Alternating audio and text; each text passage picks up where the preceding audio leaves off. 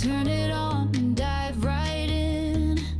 Press play, the show begins. Unfornicated with a twist so bold. Stories untamed, let the plot unfold. Click that button, join the run.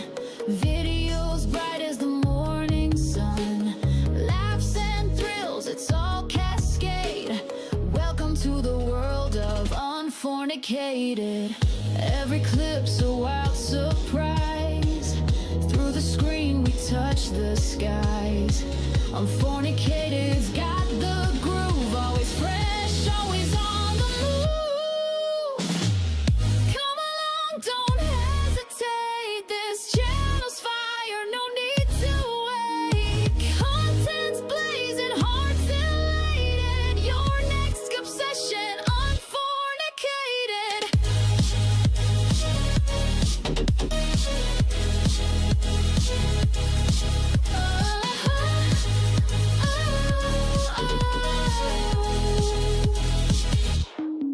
So like and sub, don't be misled. Dream big here at Unfornicated. We're here to shine, no masquerade. Stay a while in Unfornicated.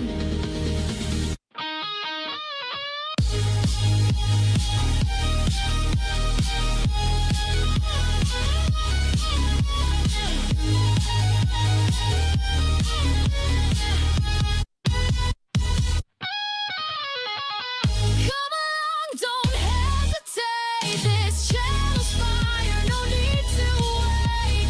Content's blazing, hearts elated. Your next obsession, Unfornicated.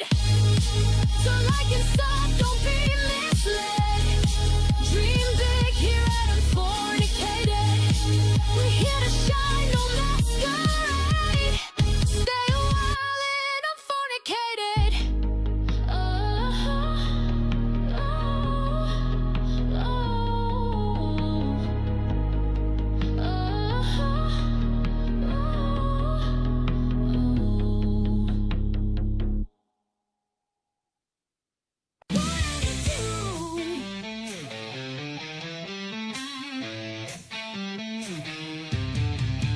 Scrolling feeds of endless dread. Truth and lies fight in my head. Echoes of a war unsaid. I'll stand strong, won't be misled. Won't be misled. Bots and trolls with red pill lies. Whisper secrets in disguise. I'll see through their hollow cries. Cut the strings, I'm breaking ties. Ooh, Unfornicated won't be played. Their twisted game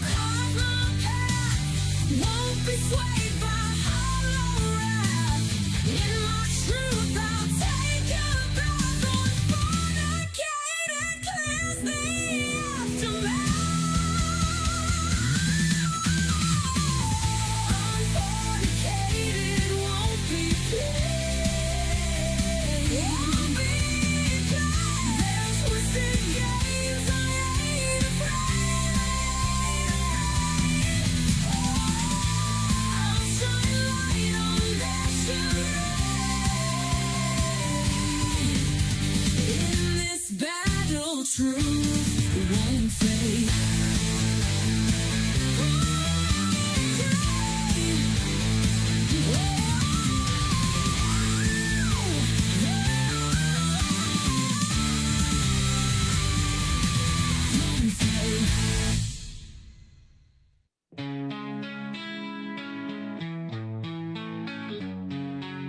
Ironclad lies slip through screens, eyes glued to digital dreams, swallowed words, twisted schemes, in the web where falsehood gleams.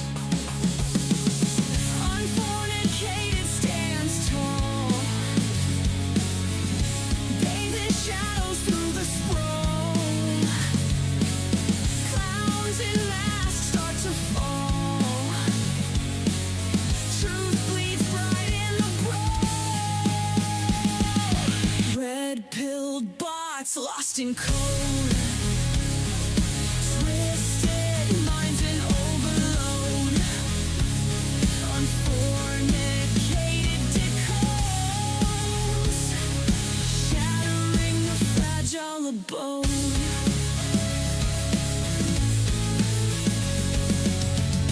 Whispers in the endless void, chasing ghosts they can't avoid. Words born to be destroyed, reality they've never deployed. Eyes wide, truth may laugh at the lies they can't unmask. Unfornicated with the last, shatters mirrors, trick and cast. Feeding on the threadbare clowns, echo chamber sounds abound. Unfornicated won't be bound, tearing myths from the ground.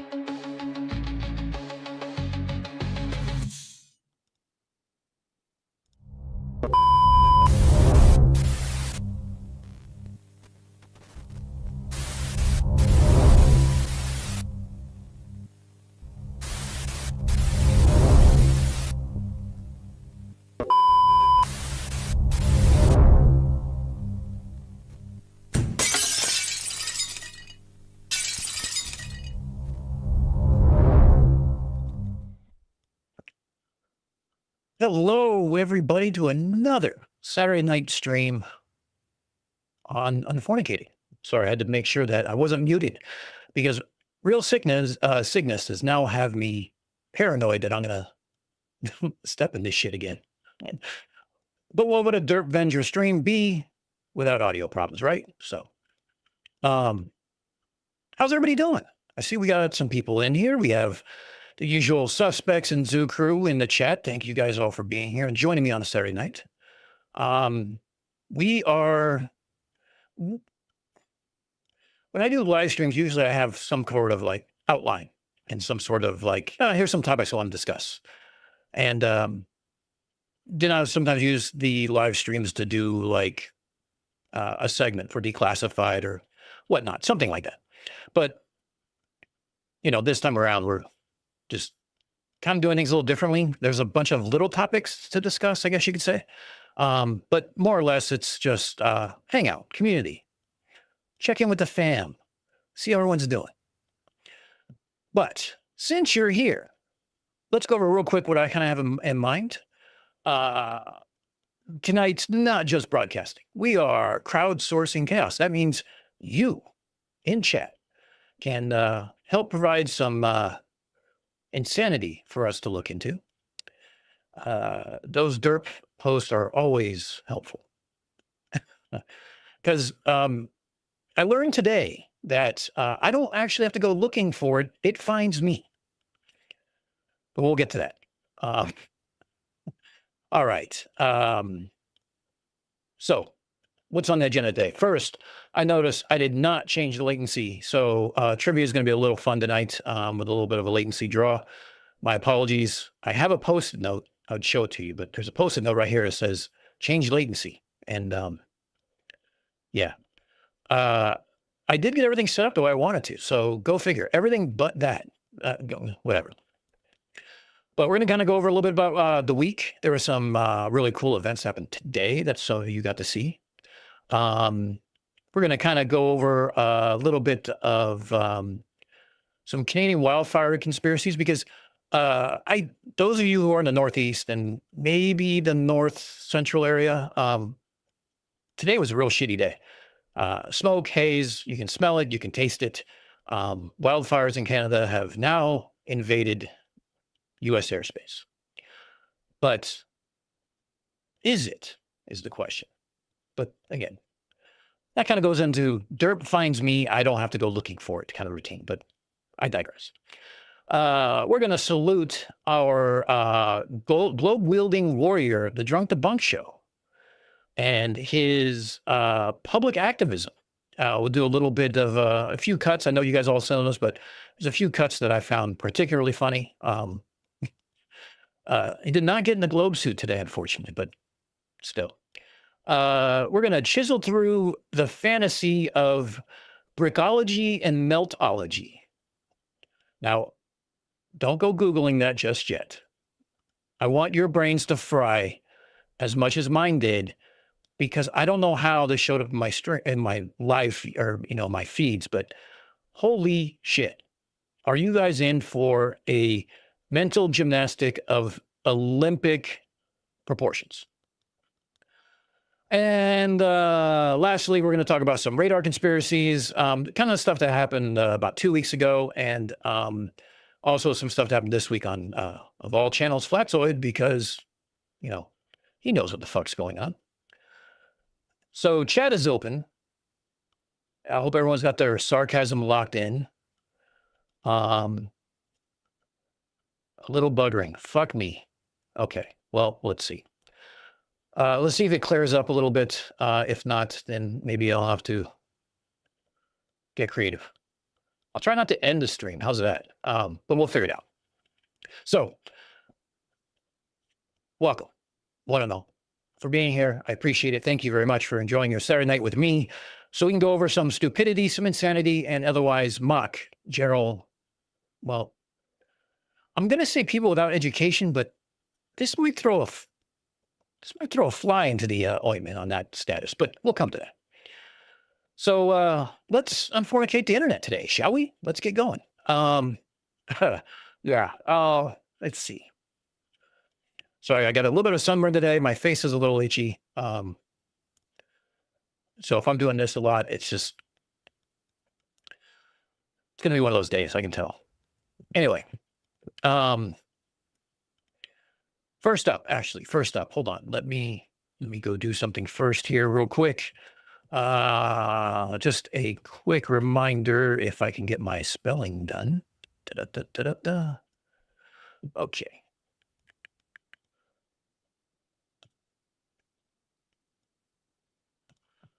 Just a quick little shout out. We're going to, just a quick reminder.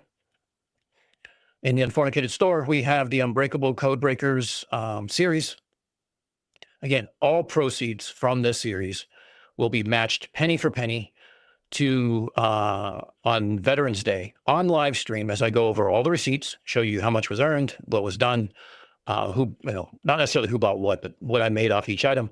And then we'll go over and we'll donate all those proceeds, and then I will double it and add my donation. So we are playing with oblivious college money. So don't be afraid to break me and order lots of things. It's for a good cause. All proceeds will be going to the Native American Veterans Association, and they help, obviously, kind of what it sounds like. It's a veterans association, helps Native American veterans from those from as far back as World War II all the way through now. So it's a good cause. We have everything from hoodies, t-shirts, coffee mugs, and the travel mug, which coincidentally is my cup of choice tonight. So shirt, cup, it's subliminal advertising now. But let's get off that. Let's talk about the Canadian wildfires. Now, for those who don't know, Ben Knoll is a brilliant meteorologist. He used to live in the area where I live in upstate New York called the Hudson Valley area, which is a very unique microclimate. We have a kind of a big river called the Hudson River that runs right through the middle of it. And everything about it changes weather. Like a highway could be the dividing line between having a dusting of snow and having 6 to 8 inches. Now, who wouldn't want 6 to 8 inches, right? But that's beside the point. It's just understanding how this micro environment sort of changes these things. Well, he moved to New Zealand, but he's still sort of here, and he provides us with all sorts of, he does nationwide broadcast meteorology forecasts and things like that. But he also does things specific to this area. I still follow him. Great use of information of whether or not it's going to be a snow day for Liv. So he made a post earlier today about the Canadian wildfire smoke will continue to blow around the Northeast, including New York, into Sunday afternoon. A new surge of smoke is expected on Monday. The smoke will be near the ground, producing campfire-like smell and unhealthy air quality. Looks like I will not be running because I don't run anyway, but that's beside the point. If I wanted to, it would not be a good day to do that. Merch link is actually in the channel description. My bad. If someone could post that for me, I will pin it, and you'd be doing me a huge favor. Thank you.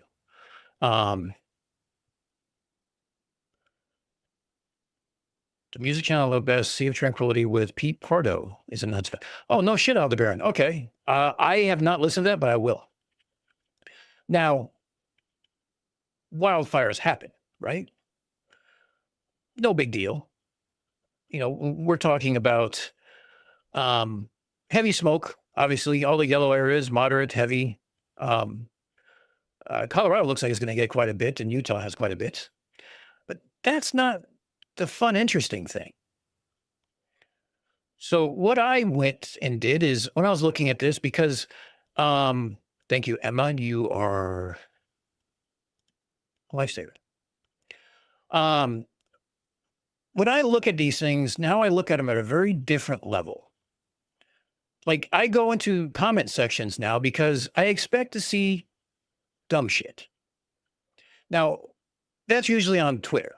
I'm hardly on Facebook. Good luck even finding my dumbass. And not to mention, I only use it to share photos with my family. But here's the thing about this post is I wasn't actually going to look for derpitude. It just smacked me in the face. Now, I have it zoomed in so you guys can see this, but let's scroll down a little bit. And within the first 3 comments, we get, so they're doing something in the sky above us they don't want us to see. Followed by someone's going on target not once, but twice. Now, obviously, these are just random normal people, but they do live in my area. And since it's a public post, I don't have a problem showing you some of their profiles, just because some things are relevant. Both of these 2 people live near me, like within 20 minutes. Still far enough away from CC to where maybe they don't think it's a flat earth, but enough to where they still believe in conspiracies. So we just did the weekly STD report on chemtrails and how they're not hiding shit from you. There's a ton of independent sources you can go look at. Now, well, the main point of that was kind of making fun of the 8 specific states, I had to think about the number real quick, who are either have passed legislation or working on legislation about making it a criminal offense, a felony, to spray over their state lines, even though, as I pointed out, anything above 1,000 feet is federal jurisdiction. So, yeah, all bullshit theater. Right. You're welcome.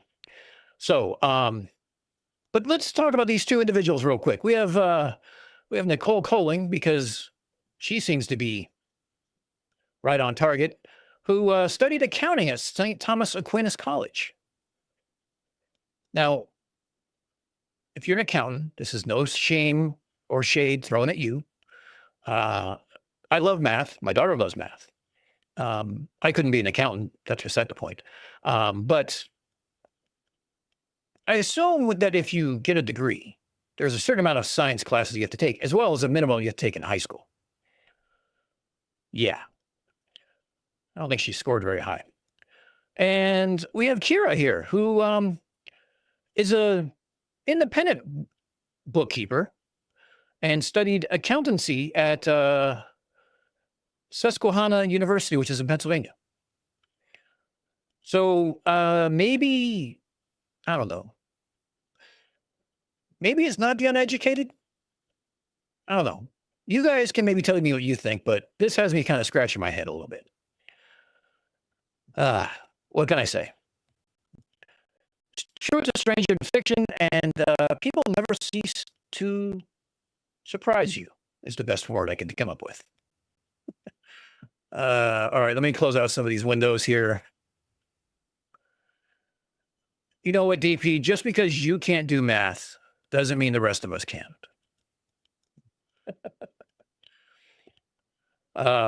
My God. Yeah, I saw that today, and I'm like, they're not prominent people enough to kind of maybe put into the weekly STD report, but just why? These are people I interact with.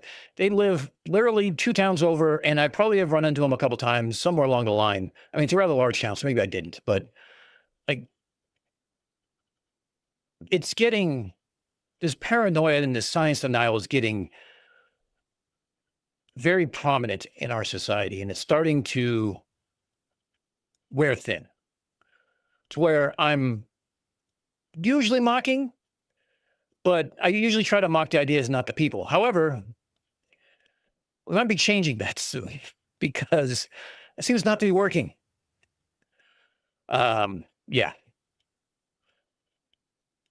So let's go on to our next topic. Our next topic is going to be the Drunk Debunk Show, who was out doing the work. He was at the Lowell Folk Festival today in Lowell, Massachusetts. And he set up his tent, he set up his flyers, he set up his props, he set up his snacks, and he was ready to go. It's July in the Northeast, and I don't know about what it was in Lowell specifically today, but around my house, it was 95 degrees. And Mike's here in a hoodie. Mike, I love you 100%, but Jesus Christ, dude. I know it has your logo on it, and you had your Mike over IP shirt underneath, and you're wearing that, but my God, dude, you must have been dying. Holy shit. Oh, look who's here. How you doing, Mike? We're just going over some of your activism today. So I'm going to go ahead and play this. I'm going to go ahead and play it on loop. I'm going to play it in the background. And I want to talk about a couple things that happened because they struck me as, well, to quote a former flat earther, interesting. Let's go ahead and mute this because Mike's audio is terrible in this video. And he says that from the get-go. He openly admits it. And because he forgot his lapel mic. But, you know, such is life. Tomorrow is another day. But, yeah. Mike's wearing a hoodie. I'm sure he lost about 10 pounds today alone. even in the shade. Funny thing is, so a few things I want to come up is one, he did not wear the globe suit because it was entirely too hot. I was wondering if he was going to put the globe suit on while wearing the hoodie because that would have been like perfect, but I digress. The thing that I watched most of the 5 hours. In fact, I actually had to call Mike because his stream ended and I wasn't sure if he knew. We were all kind of sitting around the live stream, kind of, where's Mike? We just had a big M on the screen and kind of find out that we had the same M on the screen when he had to call his wife later on to check in and make sure he was still alive. So here's what I want to show as we're looking at this and everything else is I don't think Mike or any of us thought how big of a hit this would be. Mike's table was flooded nonstop. I think I counted a total of 4 minutes out of 5 hours where there was not somebody at his table. It was unreal. So that gives me faith back in humanity after I read they're trying to hide shit from us in the sky. So that was a nice, touch for me. The other part of it is, if you do watch this, obviously go to a stream. If you watched it, you already know what I'm talking about is the kids and Mike and the parents were all having fun. There was no screaming, no yelling, no nervous look backwards as they drag their kids away, hoping that they won't look back. No police presence, no handcuffs that I'm aware of. Everybody was having fun. Everybody was enjoying it. Now, one might be able to say, well, he's preaching to the choir, Nobody showed up. Well, not that nobody showed up, but he faced no adversity. But you'd be wrong. Towards the end of his day, he had a woman come up who proudly promoted, it was right before his stream actually cut out, that science is a religion. In which case, Mike's face lights up when his eyes get wide, as in, you're the kind of people I want to talk to. And she goes on to tell a story that she openly admits she hasn't fact-checked. Now, the story are about, what was it? Hold on, I got to find my notes here. Give me 1 minute here. It was, what was it about? Water bears. What the fuck are they called here? Hold on. Tardigrades. So they're water bears. Now, these are microbes. So, now when I called Mike and told him to stream it, and we actually had a couple of minutes to communicate and hang out for a few minutes, we ordered him a pizza and had him delivered it. Now, we had to place the order, I think, 2 or 3 times to get somebody to actually deliver it. Because one, in Lowell, the road he's on was Merrimack Street. And if you cross the river, it's East Merrimack Street. And when you're crossing the river, it's actually something else, like something square and stuff like that. New England doesn't know how to name streets. That's beside the point. Every street has the same name, and just depends on whether east or west of some random point is how you know. We ordered him a pizza, and Vilson, I know you're not watching this, but you're a legend. You earned that tip. Dropped off a gluten-free meat lover's pie for Mike to enjoy, and that was fun.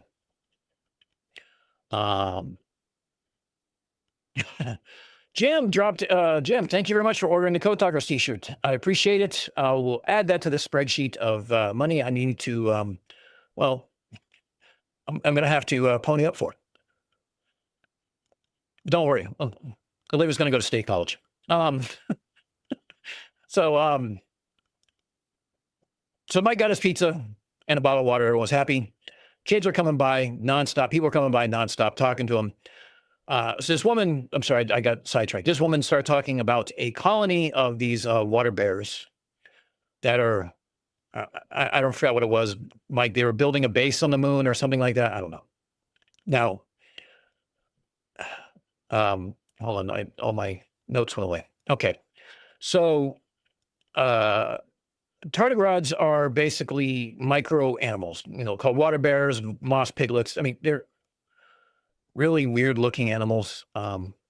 They're strange, but they're very, very resilient, and they can dehydrate themselves, in which case their metabolism goes down to like 0, like they're in a sleep.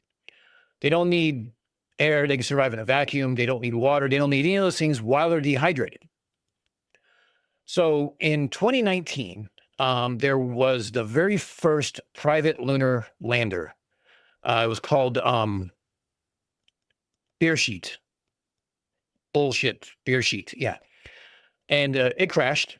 And aboard the lander was a lunar library. And the library had like some various forms of human knowledge, and accidentally had a payload of thousands of these water bears in this dehydrated state.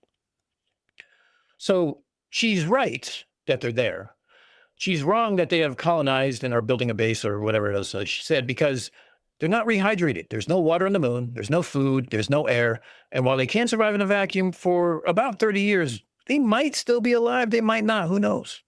But yeah. Facts get twisted. What can I say? But yeah, it was an entertaining conversation to hear that right before the stream kicked off, and then we were all left saying, "What's she saying? What's Mike saying? What's going on?" But we found out later that it was about this, and this is what's going on. So that was that was it. Like, people coming up and talking to Mike, and Mike talking to people like adults. Mike explaining things to kids about the pendulum, here we have a mother right now, right over here,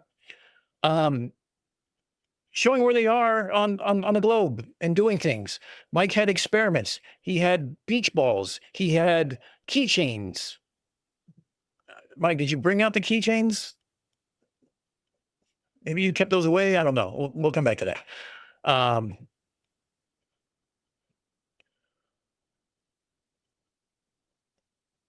Oh, look, Brenda's down here. Brenda's down here dropping fat grenades. All right, cool. Yeah, I need to get caught up. Not really microbes. They're a different classification. Yeah, it was, I guess not microbes, but they're micro animals, I think is the actual classification. I'm not a biologist. I'm an engineer. I didn't do well in biology, except for genetics and recessive genes, just because I was colorblind. I was trying to figure out who I can blame for it, but that's beside the point. But kids are having fun. Parents are having fun. There was no restraining orders, no cops, no awkward backward glances as people are yelling at them from across the street. In other words, everything done right. And hopefully, other people who evangelize their theories will take note. There's a right way to do it and a wrong way to do it.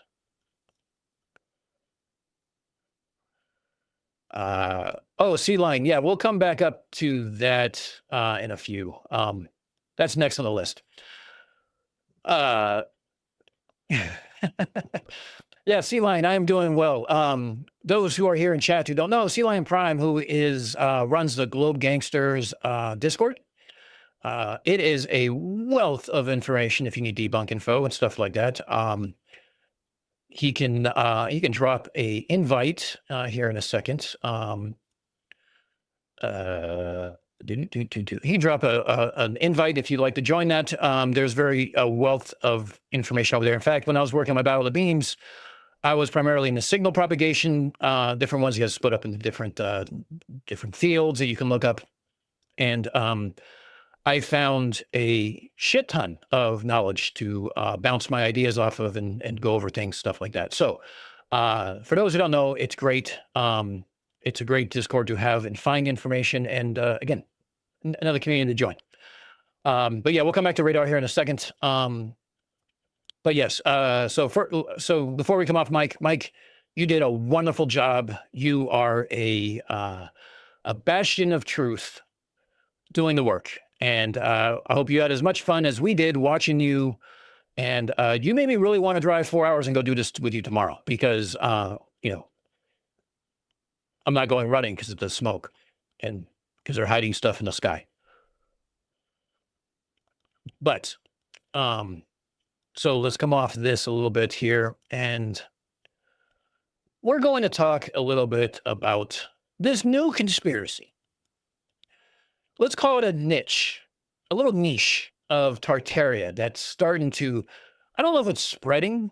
Let's just say that I've run into it about 3 or 4 times now, about Brickology and Meltology. Now, don't get confused. These aren't real sciences. I know you're wondering. But from what I can gather from these, it's that cliffs, mountains, tunnels, castles were all built by advanced civilizations. And there was some cataclysm that melted all the bricks. Okay. Suspend everything you know about bricks for right now, and we'll come back to that part. But there was a cataclysm that melted all the bricks, and therefore these geological formations that have regular patterns to them are proof of this. Now, everyone knows bricks are clay, and they're kiln dried, and they weather. I mean, if you have a brick facade on your house or on your chimney or anything else like that, and you've had to replace it, you know exactly how long it takes for it to weather. Not very long. But these morons seem to think that bricks are special. For instance, cobblestones underneath asphalt is proof of a buried grid system rather than random debris. Now, I don't think anyone's ever claimed it's random debris. I mean, we have a good idea where cobblestones are. I mean, the Romans built roads. I mean, if you want to call that an ancient civilization that was advanced, sure, I can get on board with that. But if you're going the Tartaria route of airships and buildings are found, not built, and shit like that, and this is more proof, then we're going to have issues. She even has a post. Now, this is Deborah, the red brick chick. She even has a post explaining everything about the Brickology and Meltology. It focuses on the thermal deformation of these red brick structures. Warping, sagging, bubbling, vitrification, bricks that appear to have turned to stone or fossilized, and heat-shattered vaults, arches, spires, and facades. Now, I mean, if they're in Europe, I mean, there has been a couple of wars there that had a lot of explosions, could have done that. Oh, maybe it's just me. Yeah, Aldebaran, exactly. What have the Romans ever done for us? You're right. Yeah, this is something new. Yes, definitely the bricks are smarter. I even want to point out this one here. And the reason why I want to bring out this one here is she shows this picture about optoelectronic material, which talks about camouflaging. It's a DARPA project, blah, blah. Okay, look, big government, super secret projects, and everything else. But why is it bricks? Well, because bricks are holographic units and holographic substrates. The core concept here is that each red brick is a voxel, or a volumetric pixel, in a planetary scale 3D holographic memory grid capable of storing and remitting light-encoded information through its crystalline and structural properties. Jesus Christ. I can't even read that fucking straight-faced. Now, bricksols, by her definition, a bricksol is a red brick that functions as a 3D volumetric pixel, or a voxel, within a holographic memory system capable of storing and projecting or reflecting structured light and vibrational data. And they think that if we go to a certain frequency, that we can look into the past, and these holograms will become evident for us, and we can learn. Oh my fucking God. I thought I'd seen everything. I mean, I'm on Twitter a lot. I've seen some stupid shit. Holy shit, this fried my brain. I spent an hour going through this woman's post like, you got to be kidding me. She's not the only one. There is a flat earther from Vlad's channel, Ziggy, something like that, who's also one of these brick people. He has videos of him and his girlfriend going out in New England, pointing at bricks that are weathered and saying, see, look here, look at the gap, and see how they fit stones in there to, to shore up the sagging. They're in a fucking park. Kids are bored. There's a hole. They're going to fill it with rocks. That's just the way it is. Hate to break it to you. Oh, God. I hope your brain is as fried as mine. That's all I got to say. Because reading this shit, I'm sitting there going, what? Like, for instance, there's words here and they're arranged in a sentence, but just listen to it. In a holographic system, light is used not merely to illuminate, but to encode, project, and store information in a 3D interface pattern. Okay, think Star Trek. Red bricks, if engineered or grown with specific crystalline, ferroic, or piezoelectric properties, could act as a memory substrate and emitter platform. Just, oh, Jesus Christ. I can't. I just can't. And apparently she's working on a book. So coming to you on Amazon, self-published, I'm sure, is going to be a book about brickology. That's probably a brick. And it's probably written on just two sides of a brick or toilet paper. Take your pick. Oh, here we go. Pizza delivery by Vilson. Thank you, CK.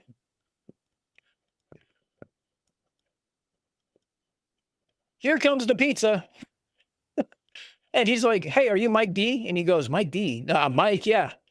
So he hands him the pizza, hands him the bottle of water, takes a picture. Mike's like, what the hell's going on? And he looks at the tag and he's like, oh shit, people brought me pizza. And he says a big thank you and all this other stuff. But the look on his face is like, dude, I think that's me. Is it me? Yeah, I guess so. Okay, cool. Here you go. So Mike got a gluten-free meat lover's pizza to enjoy while he's doing his work. That is our token of appreciation to you, Mike. And it was actually funny because I couldn't see where he was at because I was watching my phone. I couldn't see it was a ramen bar. So I know the area he's in because I drove through it on the way to a place used to be called Wang Towers in Chelmsford. And it was one of our sites. And I used to drive down Merrimack Street because that's where all the food is. And I saw a couple of things that kind of looked familiar. So I started looking at a street view. And sure enough, I found exactly where he was because right to the left of him here is United Dental, which is right when he's in front of. So yes, Mike got his pizza. So there we go. So that was that. All right. So that covers that funny stuff. Rob Hoyle says, I'm glad my place built of stone now. You never know. Take apart the entire walls. There might be a treasure room. There might be some holographic units in there giving you 0-point energy tips and tricks or something.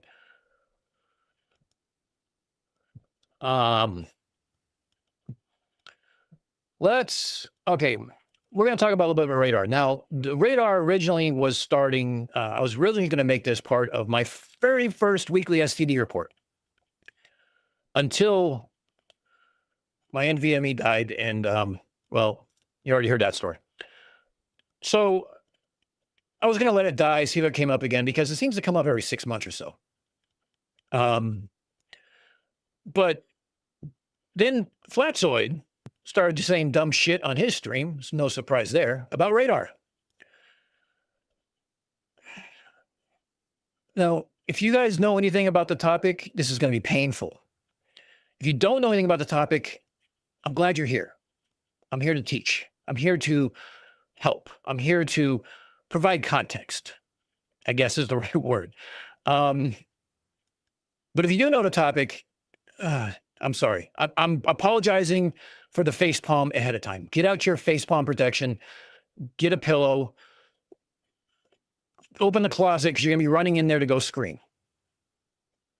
I can't make this up. First and foremost, what we're going to do is I'm going to show you a little bit about Carrie Lake. Now, why Carrie Lake? Well, because Carrie Lake is an interesting individual. Now, we don't discuss politics here or anything else like that. I mean, there's a few side jokes that let loose every once in a while. I don't want to get into politics because it's very tribal, it's very polarizing. My big thing is about science denial. Carrie Lake is in science denial, so therefore she's now a target. And what she's talking about is, what is this zooming across the radar over Washington, D.C.? I just pulled up radar to check on the massive storm overhead and noticed an anomaly on the radar loop. Anyone know what is shooting across the radar over Washington, D.C. around 3:30? Here's what I want you to notice. When it goes back, when we go to this one here, I want you to notice the bottom, or on either one of these, I want you to notice the times. What is she quite missing? Look, here comes a streak. Look, a streak. Wait, 3:30, now it's 3:45. Now it's 4 o'clock. It wasn't streaking across. She was looking at a time loop, at a time delay, at a time lapse of what the signal was. And this got almost 2 million views. I'm sorry, it got 14 million views. Shit. It got almost 1.8K bookmarks, and it got shared over 4,000 times, and it got liked 14,000 times. Nothing is shooting across the Washington, D.C. skyline. How do we know this? Well, let's come back to that. So, yeah, thanks, Carrie. You're definitely a bastion of technology. But not to be outdone, now we have Matt Wallace, excuse me. Sorry, Mike Wallace, I don't mean you. You're a great journalist. This guy's a wannabe journalist. Matt Wallace brings this up shortly after Carrie Lake's post. And while he only got 2 million views, he plays the same clip. But you notice it's zoomed in, and the times aren't at the bottom. Now, why would he need to do something like that? Is it because he saw the community note on Carrie Lake's post and decided that, nah, bullshit? Nope. But he does a really, really long time of promoting a video on his YouTube channel, promoting this and other radar conspiracies. So let me let him kind of talk for a few minutes, and we're going to come back and explain what it is, because I have to pull up an actual paperwork of my notes on this, because I originally put it away when I wasn't going to do it, and I kind of put it in deep storage because, well, I'm an idiot. Let's see. If I open this over here, will it work? Yeah, all right, let me play him. We have been seeing a number of anomalies on radar. Some of them explainable, perhaps, by things that are just malfunctioning with radar systems, radars being turned on and off. We are also seeing radar picking up stuff that is going over Washington, D.C., going over parts of South Carolina, North Carolina, Georgia, Deep South. And we are watching this in the backdrop of multiple military escalations. Either this is a coincidence, a meteorite, or some sort of military test that is being done, possibly even something extraterrestrial, a UFO. That would be the least likely of the four options. But all of those options are on the table. That's what we are looking at right now. We are looking at some serious things that we have to get to the bottom of, that we have to look into, to investigate. That's why today is going to be a massive show. You need to stay tuned. Joelman and I are going to be bringing you the show every single day at 4 p.m. Eastern time. It is the fastest. All right, I'll let the self-promotion go. I'm not worried about that. So he goes on to show The same clip. the radar system. Notice now that we There have was no timestamps, though. radar detected plane. It almost looks like a missile. A very, it would have to be an absolutely massive missile or some sort of heat signature. Look at where that's being put it's out going by the straight missile. over DC. It would have to be a massive missile with some sort of heat signature. Okay. Newsflash, Matt. Radar does not detect heat. It reflects off of things like moisture. It reflects off of things like physical objects. Heat in the sky does not show up on Doppler radar as a streak. Now, if anyone had taken the time to look at this, even after Carrie Lake's post, first and foremost, you would have seen a community note. And the community note was basically saying that it was so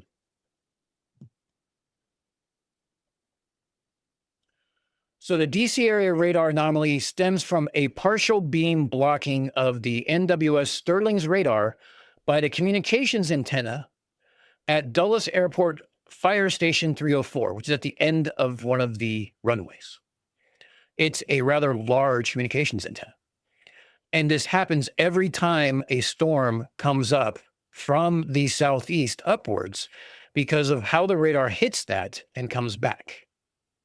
Now, radars have different ways to cut clutter. So especially Doppler, because basically it's ground level all the way up. So picture a giant dome that goes out 40 miles on the ground, and it kind of goes upwards of, higher you go, the further out it goes, because we live on a globe. And it reflects off of moisture in the air. It reflects off of cars, buildings. Now, you turn on these decluttering filters to get rid of all of the returns. But in this case, it was a missile with a heat signature. Radar is not thermal. It's not an IR camera. Jesus Christ. But hey, it was worth the 2 million views for his paycheck, I guess. Oh, God. Now, Joe Altman here claims to be a pilot, and he dealt extensively with radar and air traffic controllers and everything else, but he's right there along with them. Whatever. It's not how this shit works, Joel. Not how it works. You should know that. Unless you admit that it's a grift. You admit that you're doing this for clicks. You admit you're doing this for clout. You want to not have to get a real job. I can stand by that. So what's the next section? Well, let's talk a little bit about the next one. Because remember, this is a really big show that you need to stick around for. Because we're going to cover all this stuff. Don't worry, we're not going to cover all of it. Just another small segment. DC. It is. Oh, look! You can see my perfect shorts. I don't give a shit about your fucking attire, man. I don't know if I thought, but I mean, it's like, doctor. it's just. I mean, that is crazy though. The level that we are seeing of activity picking up on that. Hopefully, it's not. It just seems weird. It seems weird what's happening. And you can see it coming across. Do we have the one from Alabama? Did you see the one from Alabama? Yeah, that's a weird one. And they claimed, oh, it's a malfunction, turning off the radar on and off. But if you look at that, does that look like a malfunction to you? Are they hiding something? Because all they have to do, the people who control the radar systems, is just claim that. And then everyone says, okay, well, we'll put the community note on, we'll ignore it. If it's a malfunction, why is it in that shape? If it's a malfunction, why is it in that shape? Well, okay, Matt. So here's what you can do. Ignore the community note. You could reach out to Birmingham themselves and ask them.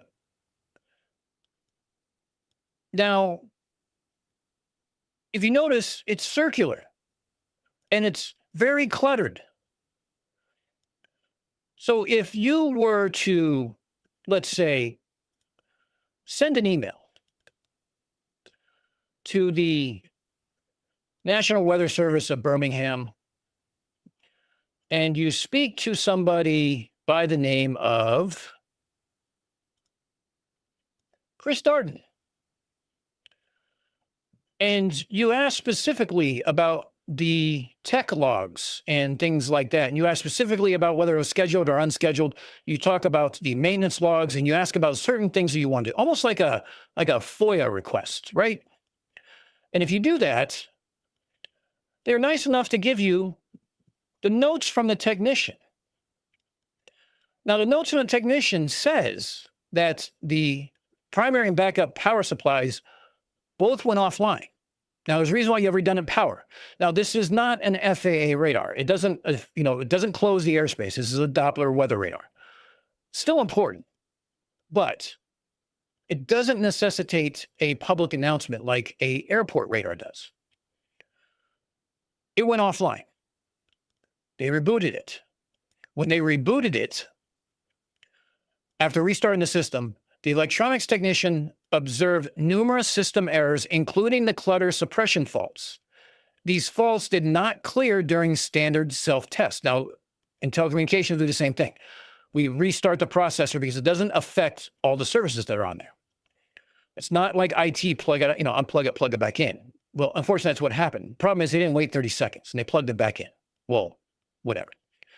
So what happens is they start self-testing and try to clear the alarms, but none of the clutter suppression faults would have to do it. So what they had to do is they had to not only cycle the radar receiver, but also the antenna-mounted electronics. They had to do the entire system, including the receiver. That restored it to normal operation. When you see that, again, time-lapse, when you see that, and he's going through 10 minutes, 20 minutes of self-tests, you're seeing every building, every car, every bridge, every tree, anything that would be cut out from the clutter is now showing up on that radar. You notice it was perfectly round. You notice it's perfectly, roughly the size of where the radar horizon would be. Oh, but they'll just say that and, we'll all believe it, we'll move on. But, there's some shit that goes on around here military-wise we need to worry about. This, right here, this is what the channel's for. It took me 5 minutes to type up an email. It took me 2 minutes to find the goddamn email address. It took them 12 hours to reply. Not difficult, not hard. And definitely more genuine than saying it could be a missile going across Washington, D.C. because, or UFO, because they wouldn't report that in the news. Come on. It's conspiracies are a grift. Pure and simple, stop. Full stop. Conspiracies are a grift. Full stop. No qualifiers, no explanations needed. Full stop, it is a grift. It is for clicks. It is for nothing more than a paycheck. Do people actually believe this? Yes. Why do they believe it? Who the fuck knows? But they do. And they believe it because they see stupid shit like Matt here playing stupid shit like this for millions of people. Or Carrie Lake saying, oops. Now, here's the thing. A meteorologist who works for the NWS put out an actual statement saying it was caused by a reboot. It was caused by a power failure. Okay. I could have accepted that, but I decided to take one step further. I'm going to send an email off to the NWS right before July 4th holiday, by the way, and ask them. I think it was on a Tuesday or a Wednesday I sent it. They still got back to me. They didn't sit there and say, oh, look, here's a fucking lunatic asking about this. No, you don't phrase the question like you're already a lunatic and you already know what the answer is or the answer you want. Absolutely. Jumping to conclusions is the broken button of today's society. Abso-fucking-lutely. Now, for those who remember on the last live stream we did, I kind of went over, do you remember Hustle Bitch from Twitter and his account of EMP and a lot of words with lots of syllables that made no fucking sense? Yeah, that's kind of where this came from. And this is what we have to deal with. This is why I'm here. This is why my channel's here. This is what I specialize in. EM spectrum. Radios, radar, work the same way, more or less. You can apply one to the other without straying too far off the beaten path. So what else do we want to talk about when it comes to radar? Oh, so this is a video that is on Facebook because we all know Facebook is the bastion of scientific research and rigor. Because there are more experts on Facebook than in every university combined. Now, I'm going to play this, and then I'm going to follow it up with Flatsoy's video they made 3 years ago. Because as soon as he plays this video, he goes, they say the exact same thing I said 3 years ago. They're just now catching on. Like he's an expert from 3 years ago. And, you know, he's kind of implying that they're sharing no new information. Now, if you've been in Flat Earth for the last 3 years or so, there's been no new information. I think the newest ones that they came out with was Battle of the Beams, debunked, and the Celestial Satellite, debunked. And when I say new, it's still a variation of we see too far, which is every one of the proofs. But new as in a new presentation. They attempted to do something. It was wrong completely, but they attempted to do something. They attempted to connect the dots. It's a conspiracy board with red lines over everywhere, but they still connected the dots, just not the right ones. So yeah, I'm not on Facebook. I don't know why I even have this up right now, but it's entertaining. So let's just hear what they have to say. This is the best flat Earth proof nobody's talking about. If the Earth is a globe, then why do weather radars scan in flat 2D circles? Not domes, not spheres, flat, like a pancake, not just in one country. Every single Doppler radar system on Earth scans on a flat plane, and they'll tell you that's just how it works. No one will tell you that's how it works. They don't scan on a flat plane. They scan outwards in a 3D. And if anything, it looks like a cone. Because the further or the higher up you get, the further out you can get. That's the way radar works, is a radar horizon. Radar waves refract at the horizon. That's why they can extend past the horizon up to 30%. That's been proven since 1936. It's empirically proven. There's no question that. There's no debating it. There's no nothing. It is almost 100 years it's been proven. But flat earthers do want to go back to the 1880s because they think that's where all science stopped being science and they started making shit up. I guess. Whatever.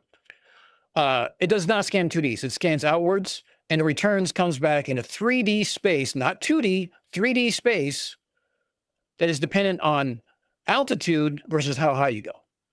Higher in altitude your target is, the further out you can see it. Now, is there certain things that contribute to the distance that it can go? Yes, absolutely. Things like power, things like antenna size, antenna gain, polarity, the size of the object that's reflecting. That all matters. It matters infinitely. It's not just shoot it out and it comes back. It's not any of that. We bounced radar off the moon. It's part of Project Diana in 1946. It was done by the U.S. Army U.S. Army and with Department of Defense. They were able to bounce radar off the moon from New Jersey. And when they did that, they used a huge antenna with huge amounts of gains, with huge transmitters. They measured the distance to the moon exactly what mainstream science says of 240,000 miles, or I think it is 238,000 miles. And they did that because they're able to see their signal come back.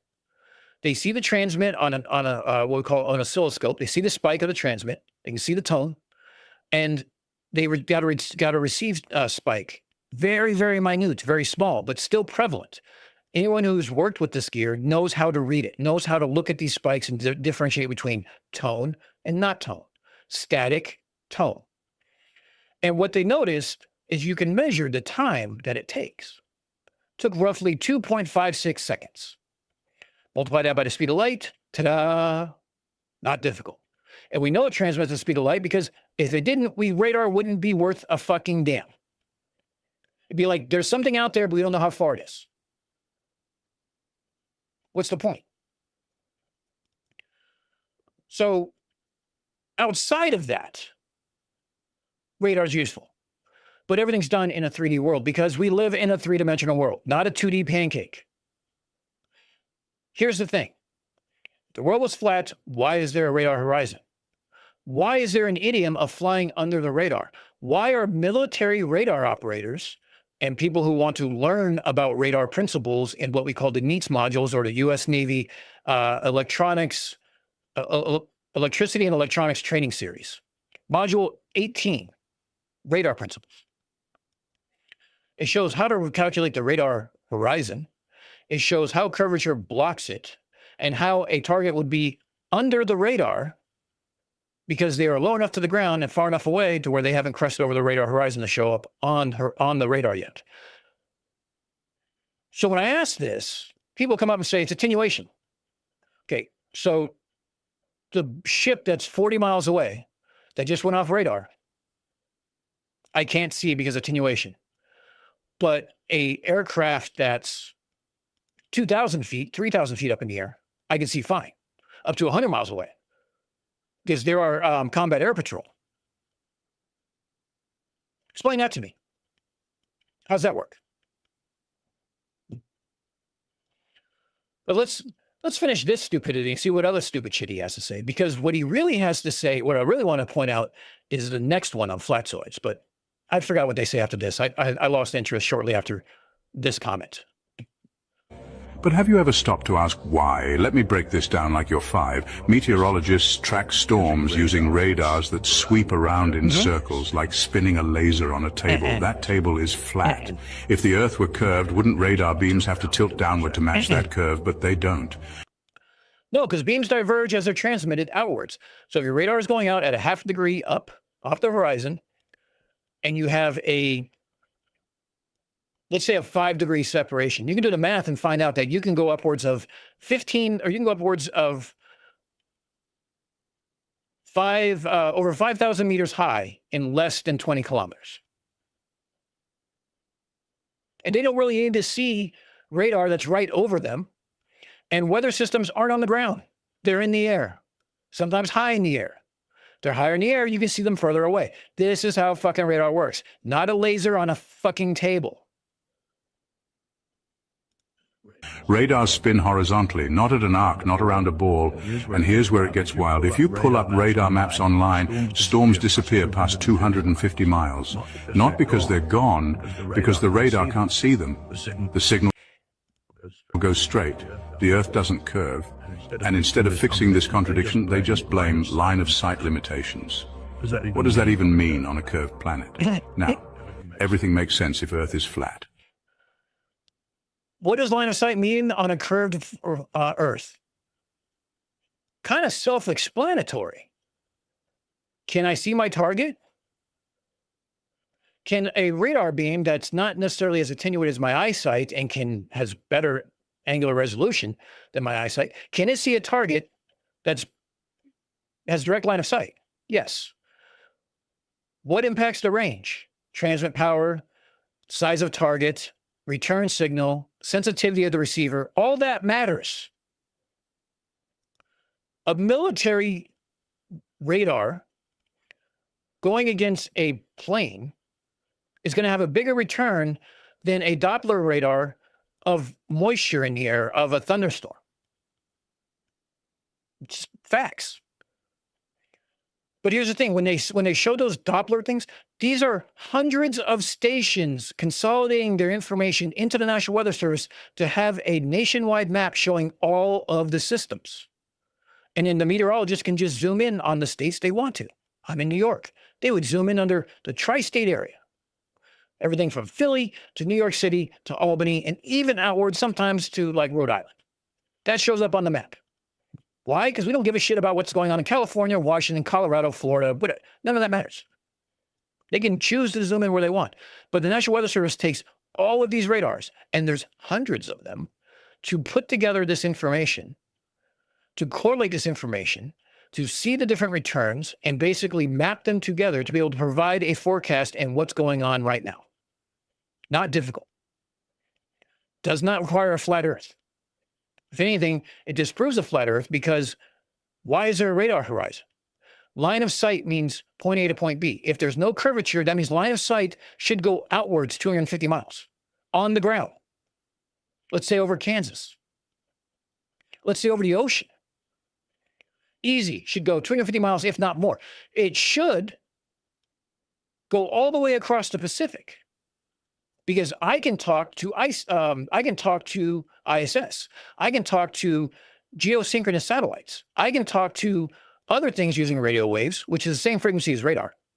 Line of sight radar should go all the way across. Why doesn't it? Why does it habitually stop based on the height of the transmitter? Simple. It's fucking curved. Radars spin on a flat plane because they don't need to curve. The signal travels straight because the ground beneath it is straight. There's no curve to compensate for.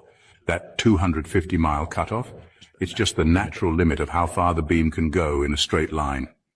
Across a flat surface, no bending, no tilting, no imaginary drop of 8 inches per mile squared, just flat. Ask yourself, if planes use radar and ships use radar and all of them scan horizontally, why has nobody ever created a radar system that scans the supposed curve? Oh, if only. Oh, wait. If you were to look at a radio test or a hold on, let me find it. One of Sea Lions of Mine's friends is a individual by the name of Alan Evans. Now, Alan Evans is a retired RAF radar technician, radar engineer. So when I was working on my battle beams, he sent me his test patterns for various radars that he did that was on the coast of the UK. Now, Alan is since retired, stuck in a wheelchair, and if I ever get to the UK, I need to buy the guy beer because he made my life infinitely simple. This is what he provided for me. Now, down here at 00, I'm going to have to move here. Way down here at 00 is with the transmit. Now, if you notice, we have two lines that the further out you get, you notice it keeps going upwards and upwards. There's no coverage below the lines. Now, why is that? Well, that would be because curvature. Well, maybe so, but why is there two different ones? Why is this slant so much lower than this one? Well, that'd be because of frequency. Different frequencies act different ways in the atmosphere. It's why medium frequency and below gets absorbed by the ionosphere. It's why high frequency and some of very high frequency gets reflected by ionosphere. And it's also why very high frequency upwards through ultra high frequency and super high frequency, they transmit through the ionosphere and communicate with things like the ISS, satellites, geosynchronous, why you can download weather maps from satellites at home using nothing more than TV rabbit ears, a dinner plate, and a tripod, and a laptop with the right software. But we should have a radar that shows, that does this curve. Well, we do. This shows you the curvature. Here's the other thing. We also have radar that goes over the curvature. It's called over-the-horizon radar. It uses, wait for it, high frequency, or HF, which bounces off the ionosphere. It's been used since World War II. So here's the funny thing about it. Because the wavelengths are so much longer, and because they're reflected off the ionosphere, and because the return signals come back, there's error correction that has to go on because of the ionosphere. The ionosphere is tested daily. It goes up with weather balloons to see what is the conditions. And it measures everything from the troposphere all the way up to the ionosphere. And we're talking about Is there any geomagnetic storms that are going on? Is there, what's the humidity? What's the pressure? What's the temperature? Is there a temperature inversion going on, which would actually duct the radar signals that goes out? Is there anything else that we could test that starts from the ground when they launch the weather balloon until it gets to the height and it explodes and it drops this little sounder that's already been sending all the information? So there is an actual radar that goes over the horizon, and it uses a very specific frequency. It's not very useful for range or anything else. It's for detecting objects at a approximate range, and for an approximate, and you can figure out its approximate speed and heading based on the next sweep. That's it. It's when it gets much closer that it becomes very prevalent, and now you get much more information. It's because longer wavelengths don't always reflect as nicely as the shorter wavelengths against objects. Pure and simple.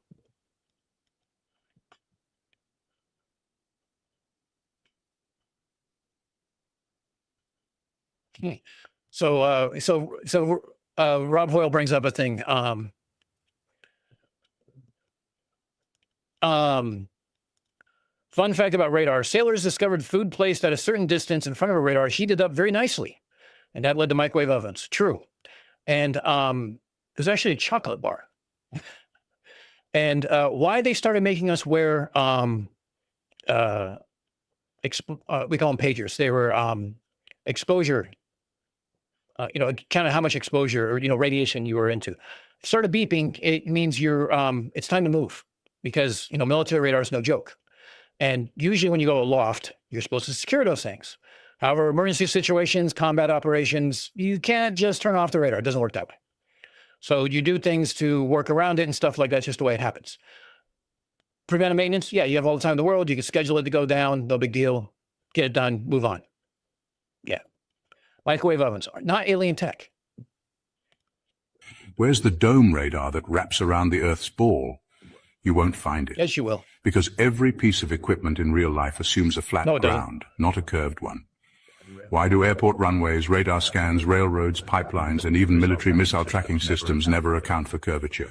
Because when it's life or death, they drop the globe lie and stick with what works. Flat calculations, straight-line geometry. If Earth really had a curve, real-world technology would be built to deal with it, but it's not, because it's flat.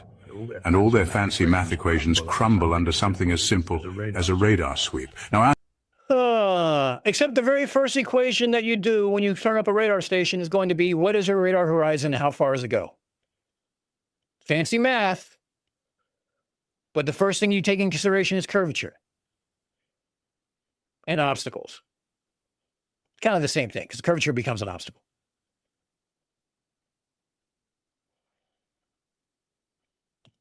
ask yourself, if we've been lied to about something this simple, what else have they hidden in plain sight? What other science is built on imagination instead of observation? Flat Earth. You trusted the globe because they told you everyone agrees. No. But you never looked for yourself. Yes, I did. So next time you check the weather, remember that radar isn't spinning around a ball, it's sweeping across a flat Earth, and deep down, you already know it. It's sweeping across a localized flat section of a globe Earth because you don't do scale. Flat Earthers have a problem with scale. I'm sure their wives are highly disappointed when they first told them that, a certain number on a ruler, but I digress. We'll go off that. All right, so he just goes on for a few more minutes about it's the best flat Earth proved, now go prove it yourself, blah, blah, blah. Don't take his word for it, but everyone does. Right? So, yeah. Now, if that wasn't derp enough, I have one more for you. I want you to listen carefully to the first sentence.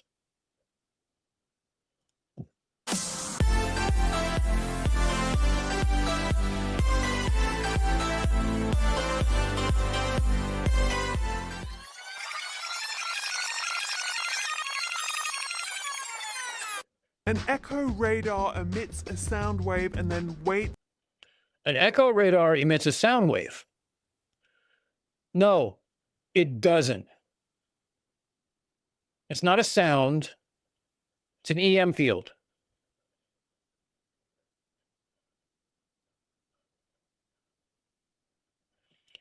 They said it emits a sound wave that gets reflected and comes back to a receiver. Sound wave travels a lot less than light, for saying another word. Electromagnetic, spectrum.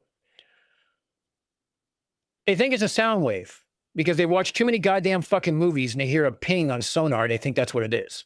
If you actually heard a ping underwater as a diver, and I have, it fucking sucks. It's very high pitched. It rings and everything else. It's not that nice little ding. It moves on. Radar isn't just a blip, blip. It's not any of that shit. Oh my God.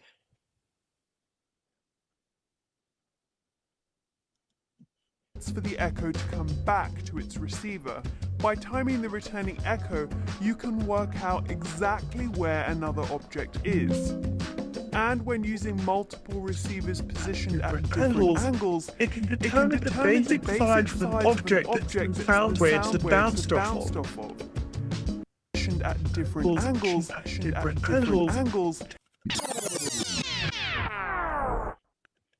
it can determine.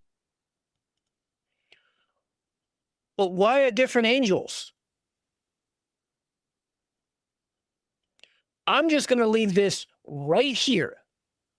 I'm not going to play anything else in the video. I'm leaving this right the fuck here. This is everything you need to know about what Flatzoid knows about this topic.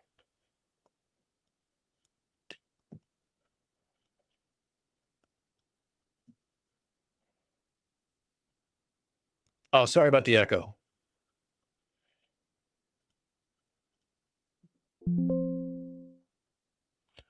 Do I need to discuss anything else besides this? Or do you want to hear what's the rest of it? Because, I mean, it's 3 years old, but he still stands by it.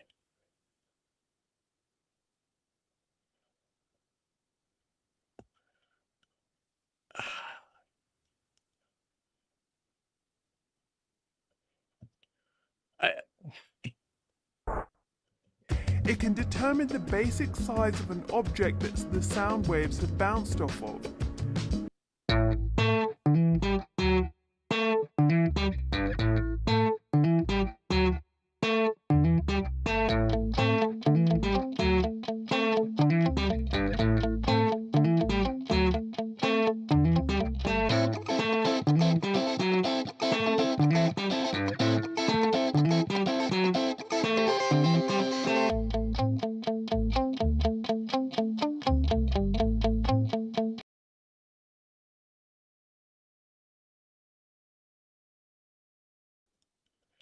Wait a second.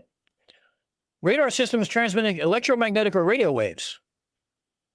You just said it was sound waves. Which one is it? Make up your mind. Is it sound or electromagnetic or radio? Is it angles or angels?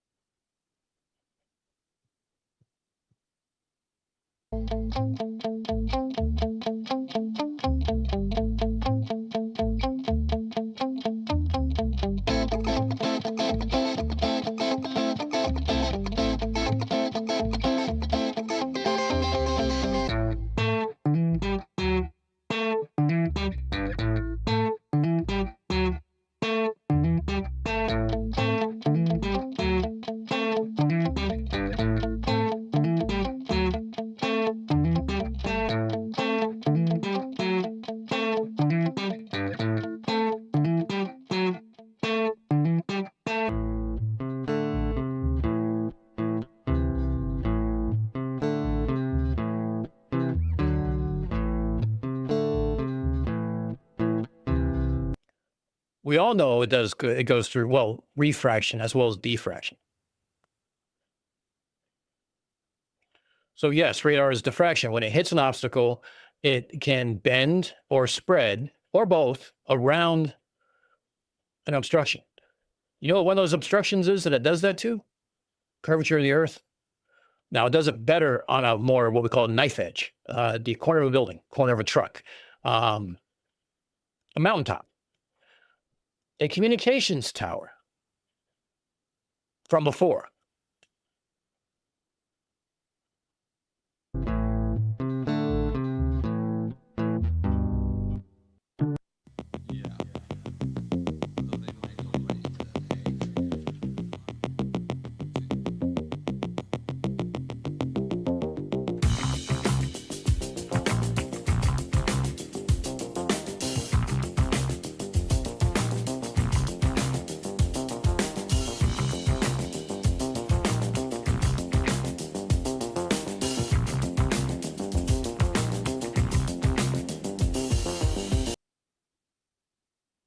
he has switched over to talk about radio now because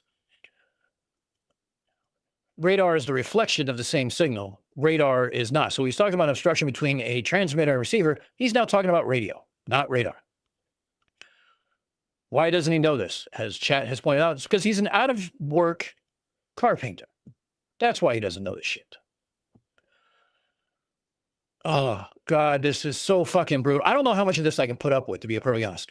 Here's the thing. All those things matter. Power, polarization, things like that, because it affects the signal strength as it goes out. So let's talk about whether it's, regardless of it's radio or radar, it's still higher the frequency, you know, anything over 40 megahertz, let's say. And it's a scale. All right. So let's just, using standard atmospheric model, let's say anything over 40 megahertz will be reflected by ionosphere. That does not mean 41 megahertz will go through. It does not mean that it's a sliding scale that goes up depending on different variables that are going on in the atmosphere, and also your latitude.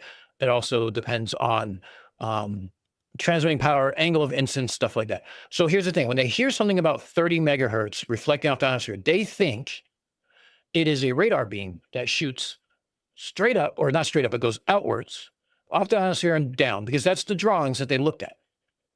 The problem is that antenna, even if it's a directional antenna, it would have to be tilted at that. It would have to be tilted that way, but it still goes out along the bottom as it diverges away from the transmitter, and it's still going over line of sight over ground wave. So you have ionosphere propagation and you have ground wave propagation. That still applies. And don't get me started on the omnidirectional, which is literally just a pole that transmits 360 degrees in a 3D space, not on a 2D pancake, as the other video said.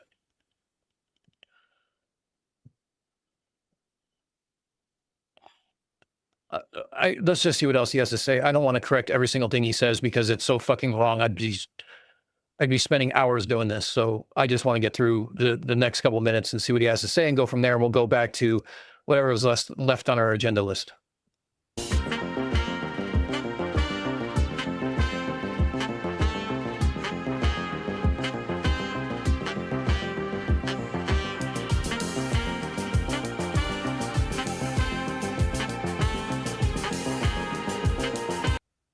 So he's proving out refraction, okay? The atmosphere is a different density. Guess what? It refracts. Sorry. What do you want? 30% more. When we do our equations, we do the equation of 4/3 the Earth's radius. That doesn't mean 4/3. That means 30% more to the end of whatever number is the radar horizon based on the height of the transmitter and the target. No, it means that when we do the calculations, it's 30% more of the radius of the Earth that we assume to account for refraction. He's putting up the actual definition of refraction and why it works. I don't understand where he's going with this, except maybe he's proving the globe.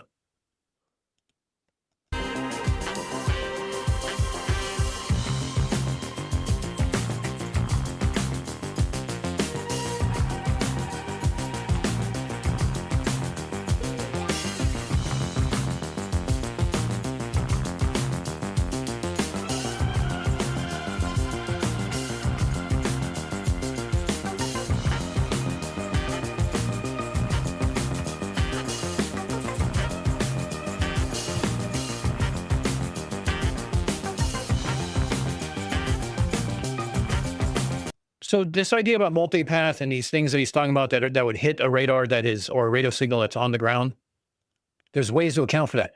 We talked about clutter, the anti-clutter filters that are added to where it's only taking readings at a certain height or above the ground, and it cancels all those other ones that are below that height out. So if something's ground level, they just ignore it, and the filters ignore it, and it doesn't even present it on the radar screen unless the filter's not working.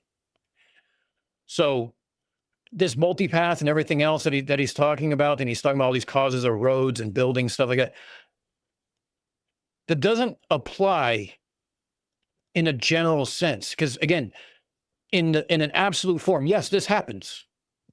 Absolutely. Do we account for it? Is it unknown? Is this secret knowledge that Flatzoid found is dropping in our laps? No, it's not. It's shit we've known since the 1940s, if not longer.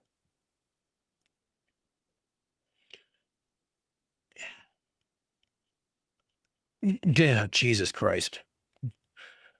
It is so painful to read this shit.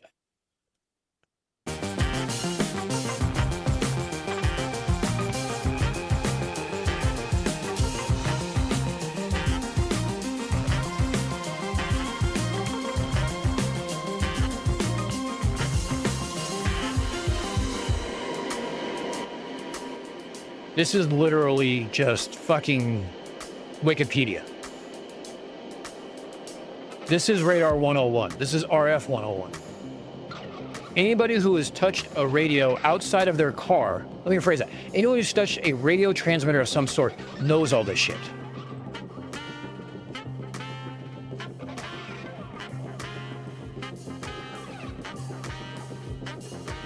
Oh, is he gonna do a strong? No, he's gonna. Is he? Is he? Is he going to do a straw man? I know he is.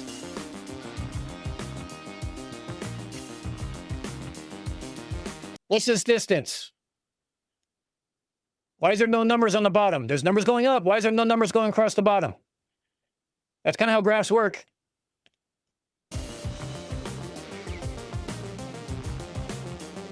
Come on, break the straw man.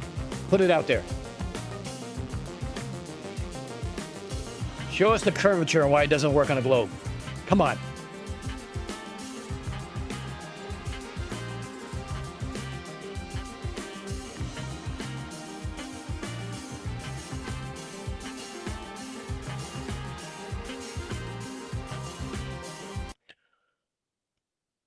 So Flatzoid seems to think that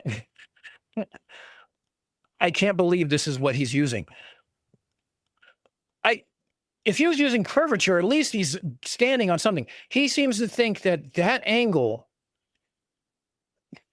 Jesus Christ, he seems to think that because the bottom has a shorter angle, it has more room for the radio waves to diverge, to be able to see further because it's limited by how high it can go. But when we looked at, oh, and now I got to find it again because I closed it like a dumbass. When we looked at this, it's almost immediate how high it goes.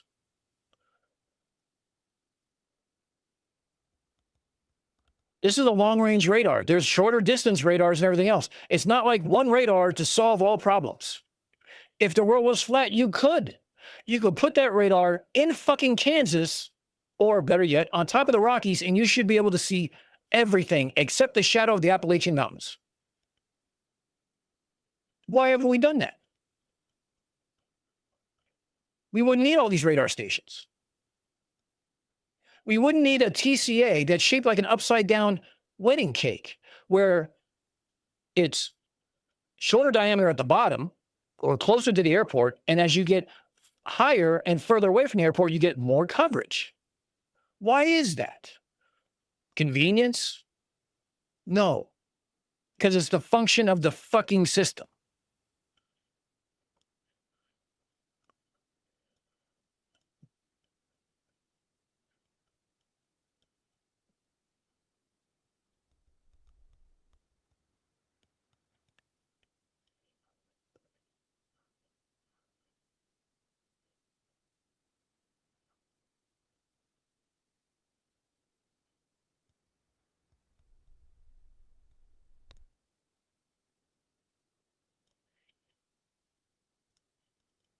Oh, did I mute this? Or did the music just stop finally? Okay. When I talked about it before, I said that when you use this stuff, you learn. So even though this has wider coverage at the top and the signal return would be less, or the signal return at the bottom would be less because of the ground clutter, because it's only I mean, no plane's flying at 40 fucking meters, but whatever. A lower altitude plane could have backscatter, could have ground clutter. It could have issues that would help mask it. However, a trained operator, somebody who actually has used the fucking system and not just made up their own fucking rules while dropping acid and reading a fucking meme on Facebook, you would actually understand how that works, how they're able to discern certain targets, how they're able to discern certain capabilities, and how they're able to identify variables about each target. Yes, the signal could come in as a weaker signal. It doesn't mean it's not there. All right, well, let me go back a little bit because there was music and then there wasn't.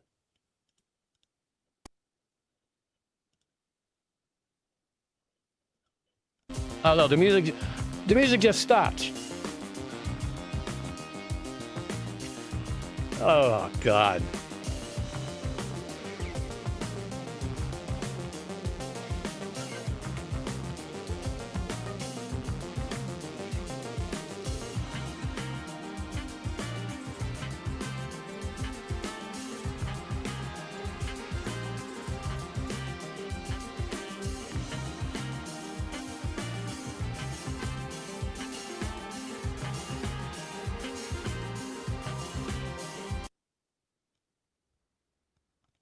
It just cuts out. I guess the Muzak subscription canceled after 4 minutes of usage. Maybe you forgot to loop it.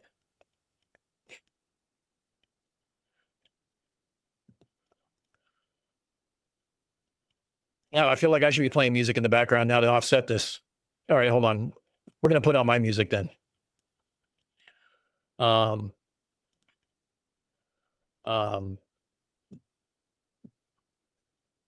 Let's see.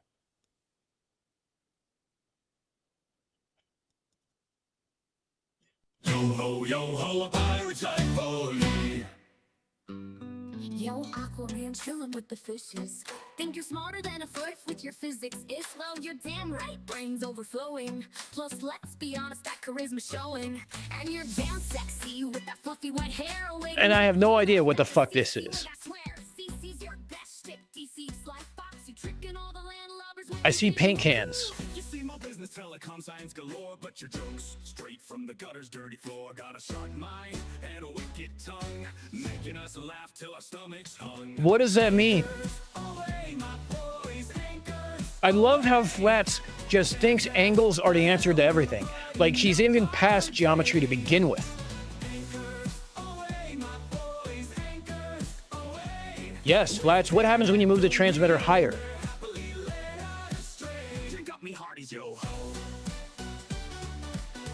It's not really perspective when you're talking about the EM field, though.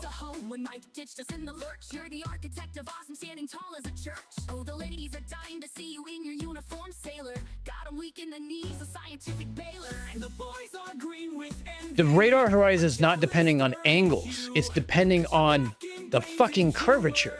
It's undeniably true. You see my business, telecom science galore, but your jokes This is the dumbest take on radar I've seen. And that's saying something. making us laugh till our stomachs hung. Anchors away, my boys, anchors away. Emma, could you shoot that over to me, and or did you already?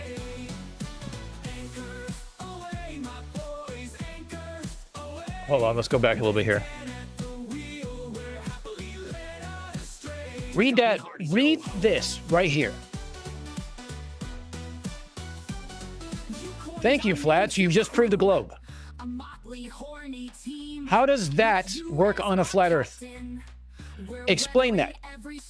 Because I have an answer for a globe. What do you have? Feelings, conjecture, memes, angles, angels, sound waves.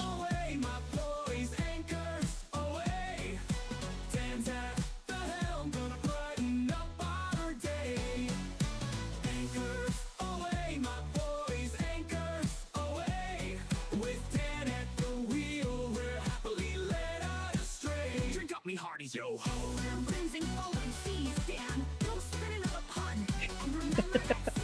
All right. Let me finish playing this. Cubby's got a song. We're going to have to do a nature break here in a minute anyway. Cubby's got a song about the wildfire conspiracy, which is going to be perfect. We can put that in before we go into the next thing. Let's finish watching one more thing of this. Let me put on another fucking song.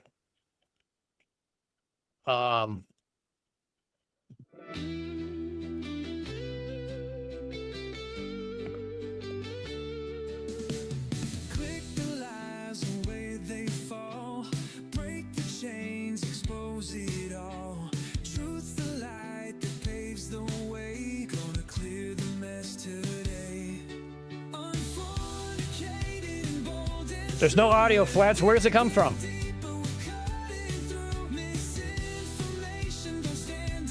No, hold up. Not void. That shit right there is how radio works. Except you forgot about refraction. You also forgot about things like super refraction. You also thought about things like diffraction over a curve. You also thought about propagation methods, ground wave, frequencies, power levels, attenuation, what type of ground you're going over, what's the polarization, how large are the antennas, how big is the target, what is the sensitivity of the receiver. You have not answered a single one of those fucking variables with this meme. All that tells us is how much of a fucking idiot you are.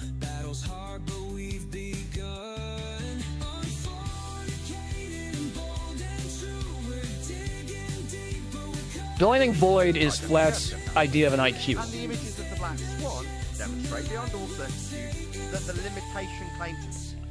Okay, and now we get Nathan Oakley on board here to explain it to us. So let's just go ahead and let's take the song down a little bit, and let's hear what Oakley has to say.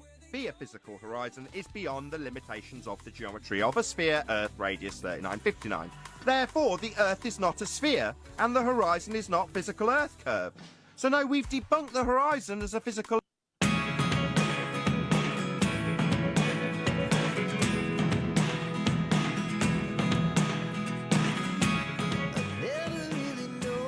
I've edited some shit videos for my channel, but they're not this bad.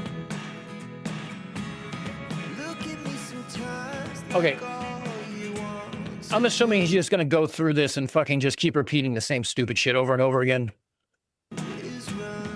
Oh, look, Arwen's talking in this one.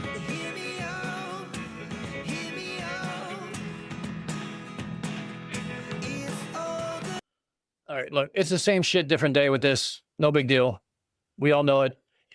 Just proof once more that they do not know a topic. They don't understand anything. And if it's not about angels or angles or something like that, it's all bullshit. So, yeah, I don't know what to say about this. All right. We are going to be right back. Hold on a second here. I want to... All right, so before we break here for a second, because look, I can be honest with you, I have to use the restroom. I'm gonna leave you guys with some songs playing for right now. I'm also going to just say that oh shit, I guess I'll be right back. If there's anything else you guys want to chat about, we can go ahead and chat about that. If there's anything else you guys want to bring up, we can bring up, we can talk about. We are now turning this over to chat to decide. So bring up the topics, tag them for me so I can look at them. It's not like there's a shit ton of you guys here. It's all going to get lost. And at the same time, if we have nothing else to talk about today, because I know I've overloaded your brains with the amount of derpitude that I found. I mean, the Brickology and Meltology itself is enough to fucking fry your brain for a week. If there's still brain cells there, if you haven't smoothed out all the wrinkles and you want to talk about another topic, by all means, put it in chat. I'll come back and see it. We'll look at it.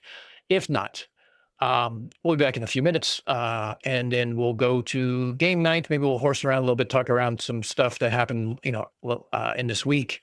LC Line Prime was in Twitter this week, and he was dealing with some derpitude there. There's been a few things kind of going on as a whole. Main character syndromes of flat earthers. I'm working on some projects we can kind of go over and discuss those. But yeah.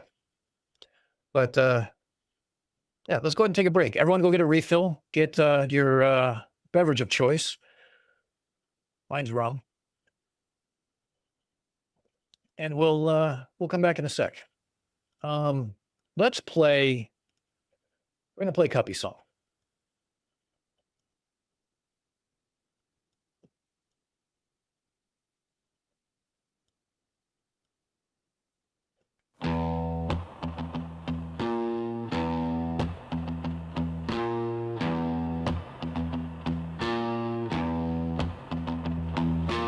We know what you're hiding underneath that smoke.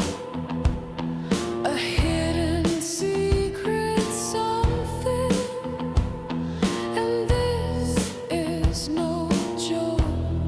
The classified smoke fills the air, choking us all to submit, to stay indoors and hide in fear, so they can get away with it.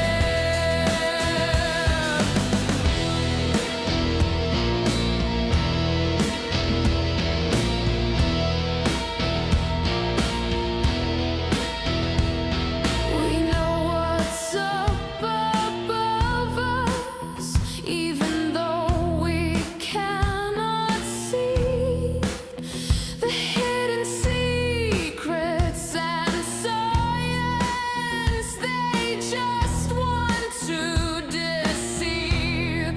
The classified smoke fills the air, choking us all to submit, to stay indoors and hide in fear, so they can get away with it.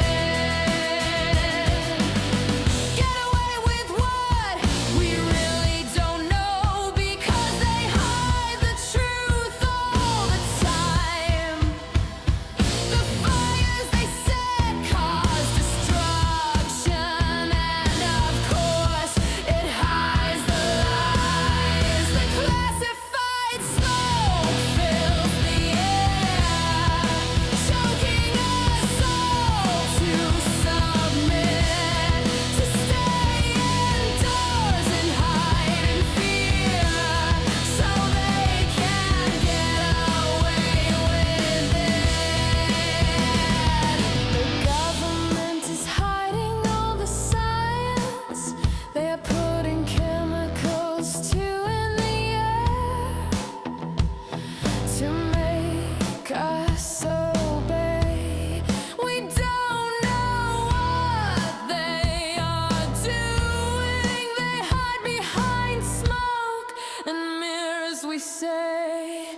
The classified smoke fills the air, choking us all to submit, to stay indoors and hide in fear, so they can get away with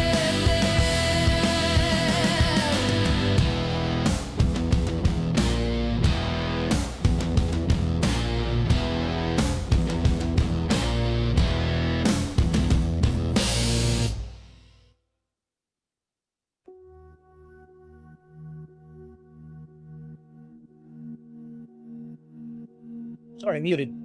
Try this again. Hold on. That music playing still. Okay.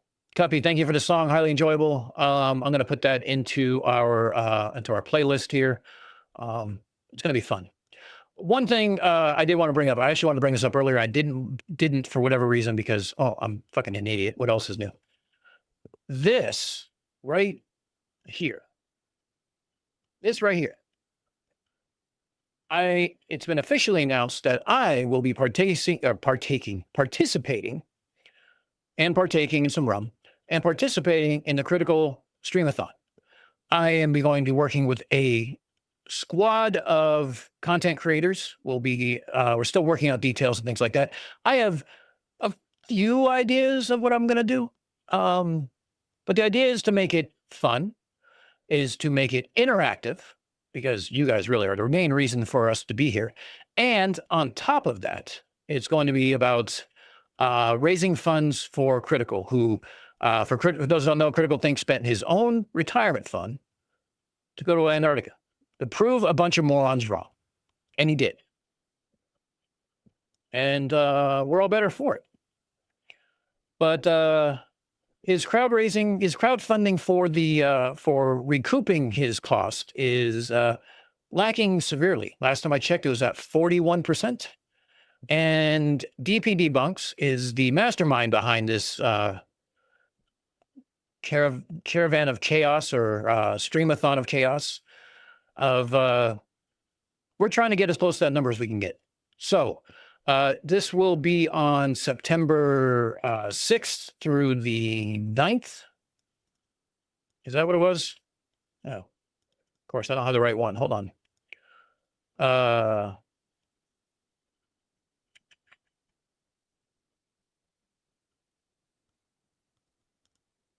Yes, here we go. It is the September 6th through the 8th. Those who have been announced have been MC Toon, Max from Turbo Mate Talks, FTFE, Mind of Steel, Hugh Jars, Steve's Creepy Van, Curious UK Debunks, myself, the Drunk Debunk Show, and I guess DP Debunks is going to be part of it too. So all in all, a great lineup. And that's just who we have now. I know we sent out a bunch of more emails to see if we can get some more. The more the merrier. So I'm not monetized. I'm nowhere near enough to be monetized. So anything you had saved aside, say for my streams or for memberships or things that you might be waiting for that day to where super chats become available or memberships become available, and you want to drop a nice big fat 50 memberships of $1 a piece or whatever. Here's what I would like you to do. Hold on to it. Wait until September 6th through the 8th. And if you don't mind, wait until you're on my stream and donate, because we need to get that number up. I will be doing merch giveaways. I will be, maybe we'll do some matching games where I match, certain donations based on a random wheel. So people post during the stream, there's 5 different donations. Let's say it's $5, $50, and $5. We'll spin a wheel on screen. We'll see what it comes up with, and I'll match whatever it comes up with. Maybe we'll do that. Maybe we'll do some merch giveaways based on how much people will give away. DP Debunks is also creating a Critical Streamathon merch line, which includes koozies, which is what I need for my cider to keep cold, and some other stuff. So the idea is, as a content creator, I'm sure we all appreciate the amount of support this community gives us. And we would not be here without you guys. So maybe do me a favor. Let's make September 6th through the 8th memorable for Remy or Critical Think, as well as all of us, because we all get to be part of that. And not just because I'm the idiot on camera sitting here talking. I'm talking about every one of us being a part of this event, and every one of us contributing and making. Look, the goal is to make Remy cry in a good way. In a good way. I want him to be floored. That's just me. And if I won the Powerball tomorrow, that thing would be at 100% the next day. Because he's done a lot for the debunk community. He's been in the debunk community for such a long time. He took a gamble. He took a gamble on us that we would see him through. Let's do that.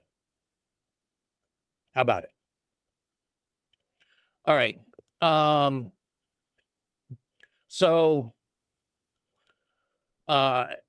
here's the thing too. And if you can't donate financially, that's fine. Be here. Spend time with us. You can offer to be a mod. You can offer to be to help out with posting links. You can offer coordinating, wrangling the cats that are the content creators and make sure we're on time, fat chance, and that we're we have our shit together.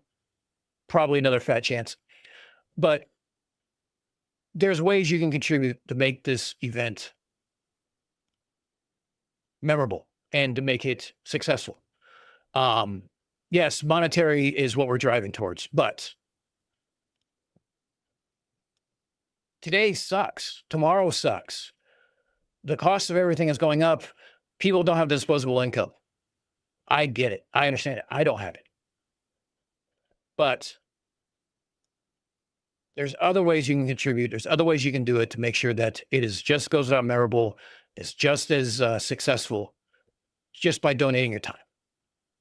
And I think I can speak from everybody else on the content creator list, even though I'm probably the smallest channel, when I say I'm sure they would appreciate it. Because a donation of time, a donation of money still shows you care. And that's what matters. So, I'll get off my soapbox a little bit. And here's the thing too. I want to make my time fun. Whether I get an hour window, a 2-hour window, a 12-hour window, I don't give a shit. I'm going to make the most of that window. And I need you guys to help me make the most of that window. So if you got some random crazy ass ideas, you can shoot me an email. You know where to find it. You can find me on Discord. You know where to find it. You can shoot me a message on other people's Discords, whether it's DPs or the Drunk Debunk Show or the Globe Gangsters or anybody. Someone knows, somewhere out there knows how to find me. So find me. Share your idea. Let's brainstorm. And you know me, if it's not completely unhinged, it's not fun. And we like to have fun. So,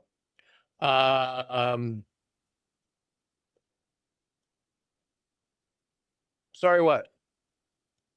Oh, sorry. Olivia just apologized for something I have no idea what for. You know what? What are you going to do? That's what having a teenager is about. So for those who were wondering here real quick, we are looking at this. We are looking at this. And here is the announcement. DP has done his best to spread out the announcements, make everybody a part of it. This is all who's taking part now. Go to dpdebunks.com/critical. There is 2 different forms. If you're a content creator, you can be a content creator and help out that way. If you're not a content creator or don't want to be on camera, there's other ways. There's another form to fill out on different things that we need. By all means, go to that and sign up. And share your ideas. I'm happy to invest some ideas because I can't make all this shit up myself. I try and I fail miserably. And yes, join Globe Gangsters because you want to find out all your debunking material. It's all right there. DP, you're the only guy I know who actually has a standing desk that actually didn't order one. So I guess the soapbox is warranted. Oh yeah, Copium Emporium is also included. And was there anybody else, DP? Was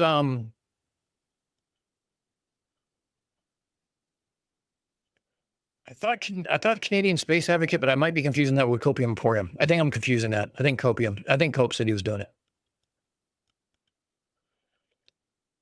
Oh, and while we're sitting here doing announcements real quick, I want to say 2 things. Go ahead. Hold on. Yeah, I have to bring that in. Okay. Sorry, parenting. Go. No, just go. So, so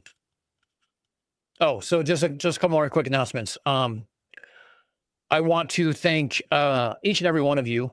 I'm not big on subscriber counts or being monetized or things like that, but what I do care about is the amount of views that my video gets, because the amount of views that the video gets is going to be dependent on whether or not it starts showing up. And again, don't really care about the views as far as the monetary reasons. What I care about is the views of whether or not the information is getting out there. So just as a quick update, we have 194 subscribers, which baffles me. Never thought I'd have that many. There's a couple other channels that I want to shout out that if you are subscribed to me and not subscribed to them, do so. please. There are members of this community with, again, small channels. I'd say Steve's Creepy Van, but he got over 1,000 already, so screw him.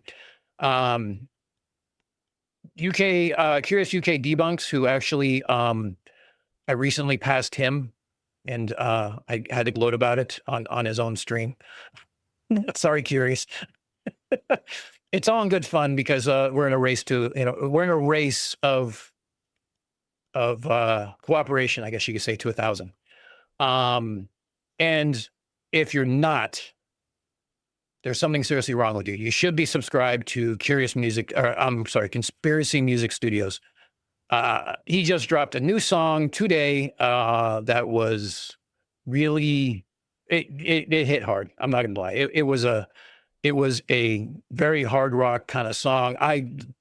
Metal song. I enjoyed it. Still doesn't top Humbly Bro from Witsit, but it's probably my top 5. And he does a lot of good work. And usually when I do my breaks, that's usually what I would do with. I'd play one of his videos since he gave me explicit, well, maybe not explicit, but he gave me permission to use his shit. So usually that's what I do. But Cubby went to the point of writing a song, so I figured, what the hell? Let's use hers.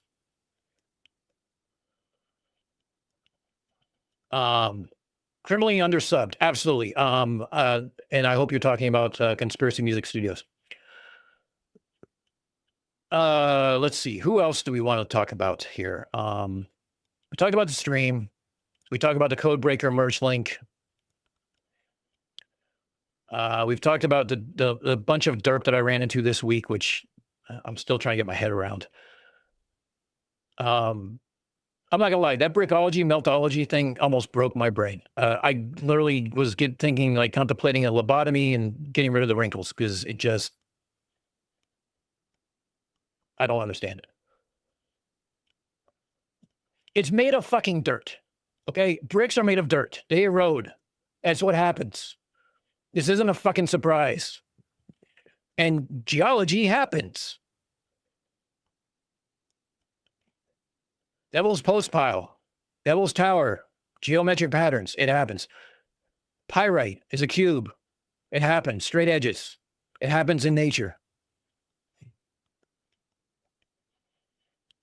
So yes, there's the so we have the Sea Lion, we have the Globe Gangsters Discord link in there. We have the Streamathon link. Please click that. Please sign up. We also have I don't know if Conspiracy is in here. If he's not, can someone find Conspiracies and Curious UK's YouTube channels and drop those in here as well? And if you're not subscribed to Critical Think, you know what? Go subscribe, watch his videos. Even if you don't want to watch them, do what I do. I put them on mute and I put them on my window and I watch my own videos over and over and over again while I'm sleeping and hopefully to rack up those watch hours. No, I'm kidding. It does work, though. Yes, Devil's Tower is a giant tree trunk because stupid. Absolutely. And what's the rock formation in the Monument Valley? That's the giant axe that is petrified because stupid. There's a lot of stupid. And we do our best to mock the stupid, but not the... We mock the stupidity, but not the stupid person.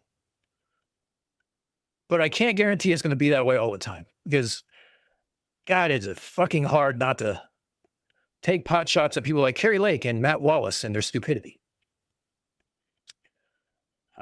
Yeah. Sorry about that. Anyway, we are...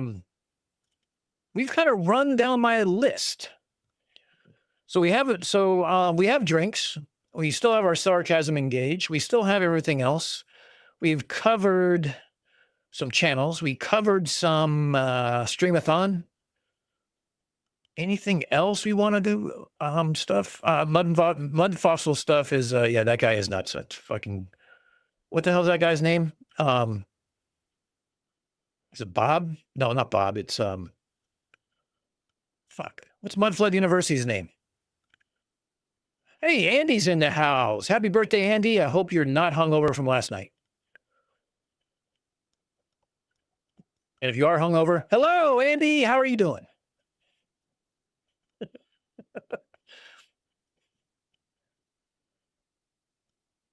Oh, Twitter GPT, yeah. Okay, there, Mindshock decided to, and this guy named Bruce from Twitter decided to do a review of the Jaron Whitsitt nitwit fucking debate. And they were counting fallacies, like every time Jaron opened his mouth, they counted the fallacy, and yet, you know, Whitsitt had 0. Go figure. Like he pitched a shutout. Don't know how he did it, but he did. While we were talking about this thing, we were talking about this gentleman, Bruce, who's all over the shit. And I was recalling the fact that some moon landing denial bullshit was going on. Somebody was using ChatGPT to say that radio waves wouldn't reach the moon. Like, okay. There's people who do that. There's thousands of people who have done that and continue to do it all the time. Well, when conditions are right. And he's like, no, because the attenuation will be too much, and because it's too far, and because of the inverse square law. He literally put out like a shame Saint Plagiaire flat GPT role play cosplay of a globe skeptic, of an most ardent globe skeptic reply from ChatGPT of why this wouldn't work. And he says because the antenna was broken. It was only broken on one mission. And they had other antennas. He's saying that the pictures couldn't go over the bandwidth. Wrong again. Because the astronauts were talking too fast before it was being said, and then also the signal strength wouldn't be there. Okay, well, we do this this is done by thousands of people every day of bouncing, using the moon as for moon bounce communications, not just to hear their own signals, which is a lot harder, but to communicate to other people. So as long as you both have line of sight to the moon, as long as both of you, the moon is in a similar elevation in the sky, you can talk to people in Europe. It just happens. There's no other way it happens except by a moon bounce, or especially because of the frequency. So it's not like this is like new cutting edge stuff. And he's like, well, you couldn't do it in 1969. No, you absolutely could. In fact, there was somebody in Louisville, Kentucky, who was listening to the astronauts, not just their replies to Houston, but the replies to each other, from the LIM to the command module, also to the astronauts on the moon. How can you do that?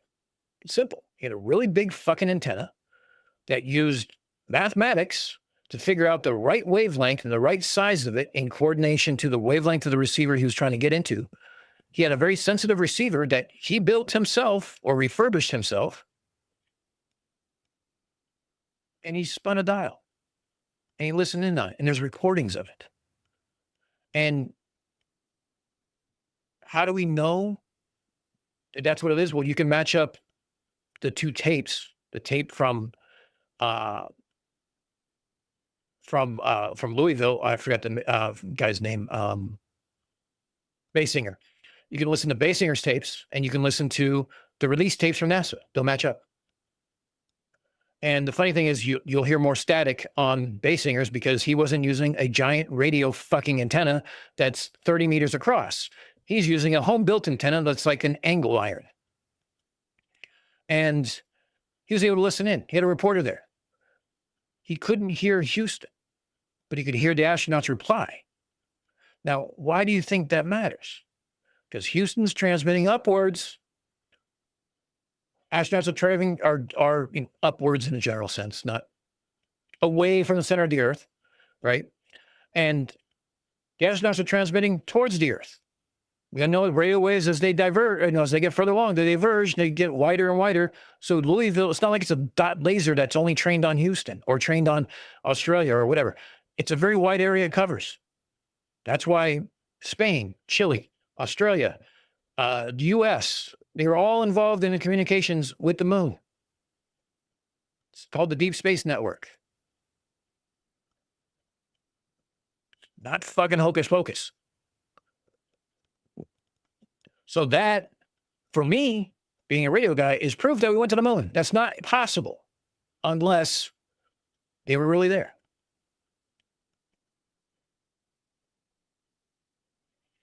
You're right, Rob. Directional antennas aren't fucking new. Roger, thank you, Big Fish. Roger from Mudflood University. I was drawing a blank.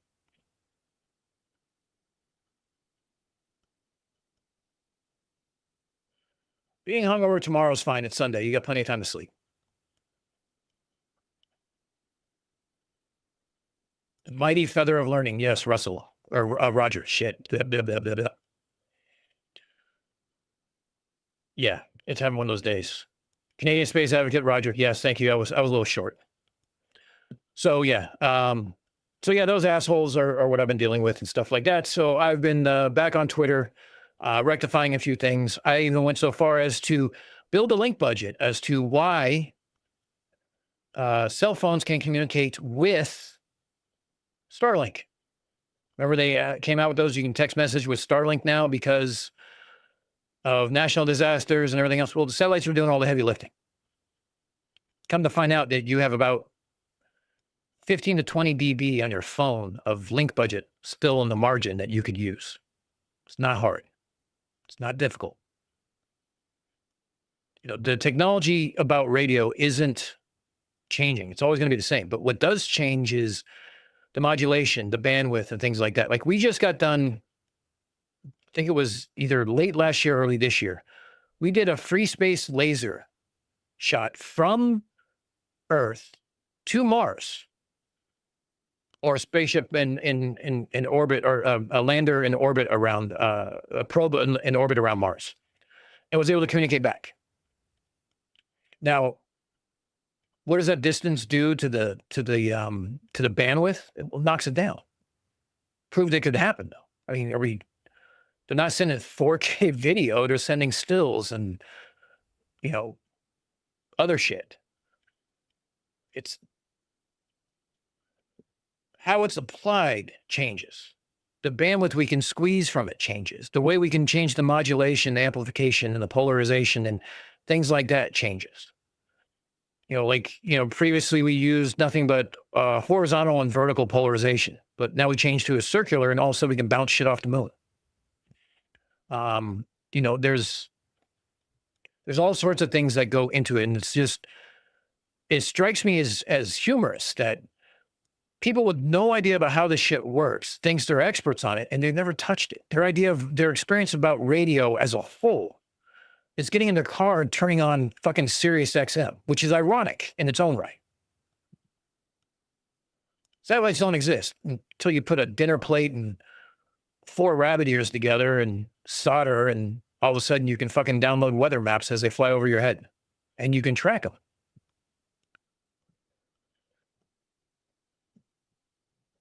So I don't know what to tell you about that shit.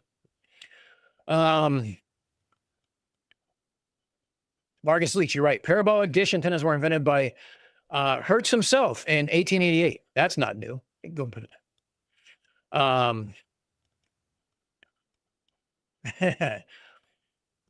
Andy, I made a joke similar to that on Mike's stream.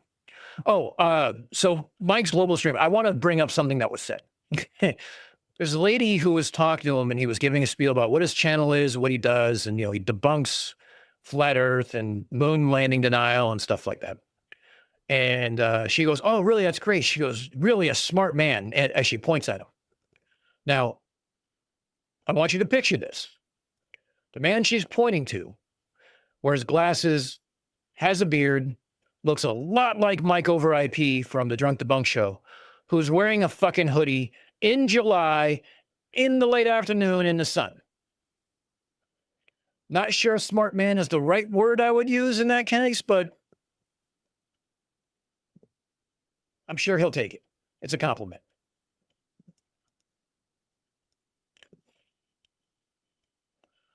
Yes, Rob, you're absolutely right.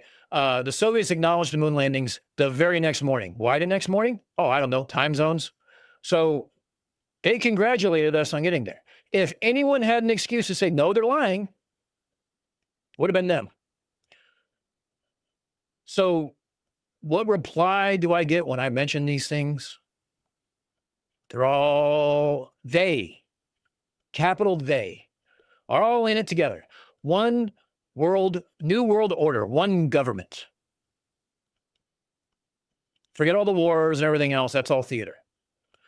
All the headstones are theater. All the bullets, theater. All the injuries, theater. The lasting disabilities, theater. It's not. The amount of denial that goes into this is unreal. I tried to quantify it and I couldn't do it. It just didn't. I couldn't calculate it. But I will say this, watching Mike today and the fun that he had interfacing, the fun that the kids had and stuff like that, it immediately made me want to go do that. Like, I want to go drive 4 hours to go help out Mike tomorrow. Like, pack up the kiddo, pack up my teenager. We're going to Boston. We're bringing the dog. We're going to go crash on Mike's couch. Mike, I'll be there at 3 a.m. Like, I seriously want to go do that because it was so much fun watching the kids interact, and the kids learned something, and even the adults learned something. There was a lot of, appreciation all the way around, and it was something that was good.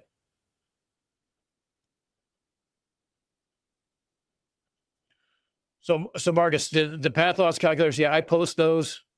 I even went so far as to say, look, you can do the calculations yourself, and even went so far as to do the calculations just to prove a point. It's so much easier using a calculator. I didn't want to actually have to do the math. I haven't done the math in 20 years because there's always been a calculator around.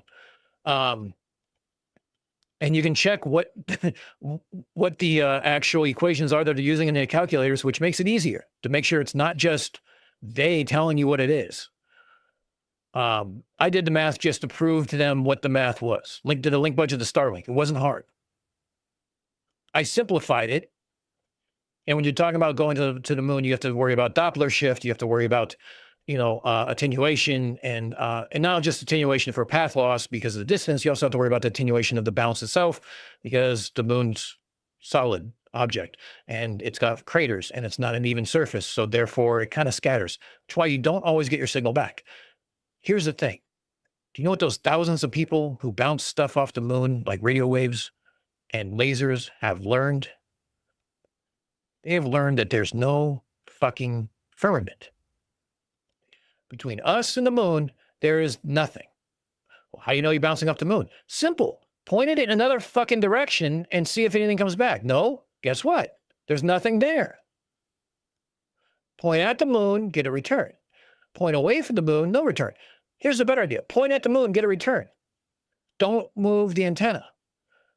Keep a constant signal going across, a constant carrier, verify it, see it on your receiver, right? See it going through, and watch as it shifts as the moon moves out of line of sight. Does it bounce off a firmament? No. Is a firmament a physical object? What is it made of? What's its measurements? Do we have any of that information? No. We get Bible verses. We get shit like sky ice that's made of 100% oxygen and frozen. Or whatever.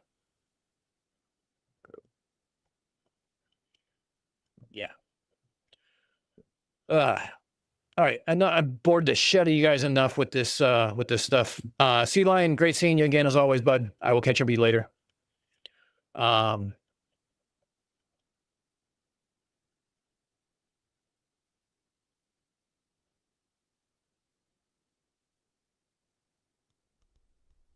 Yeah, it's 11:30 here. How long have we been on? Just about 2.5 hours or so. So is there anything else you guys would like to talk about? Is there anything else you guys want to discuss?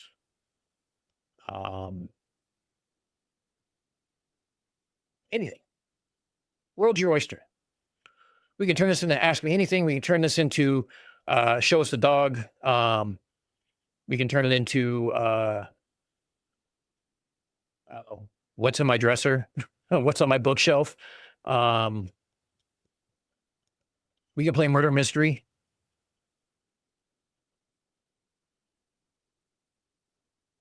Whatever you guys would like to do, I'm game for. Although I might have to set some stuff up, which is great because I'll just put the Be Right Back screen up that I don't have and play some music while I try to figure out shit. Oh, for those who are wondering, the widget I was trying to work on is called Twidget. And what it's supposed to do is supposed to allow me that nifty little coding that allows me to highlight specific chats to show up on screen. Could not get it to work in the amount of time I had before the stream, so I will concentrate on working on that later. If you do know Twidget, by all means, hang around later and help me out. If not, I will struggle. I will drive that struggle bus up over the cliff until I get it done. We'll be working on that tonight and tomorrow to get it done. What else? Oh, at the end of the week, so I got to start looking at the weekly STD reports for this week. Most of the conspiracies and Google trends and searches and shit like that, it's been on the Epstein files, weather manipulation, which we just kind of talked about with the last weekly STD report. RFK came out to talk about chemtrails. I thought that was awfully nice of him.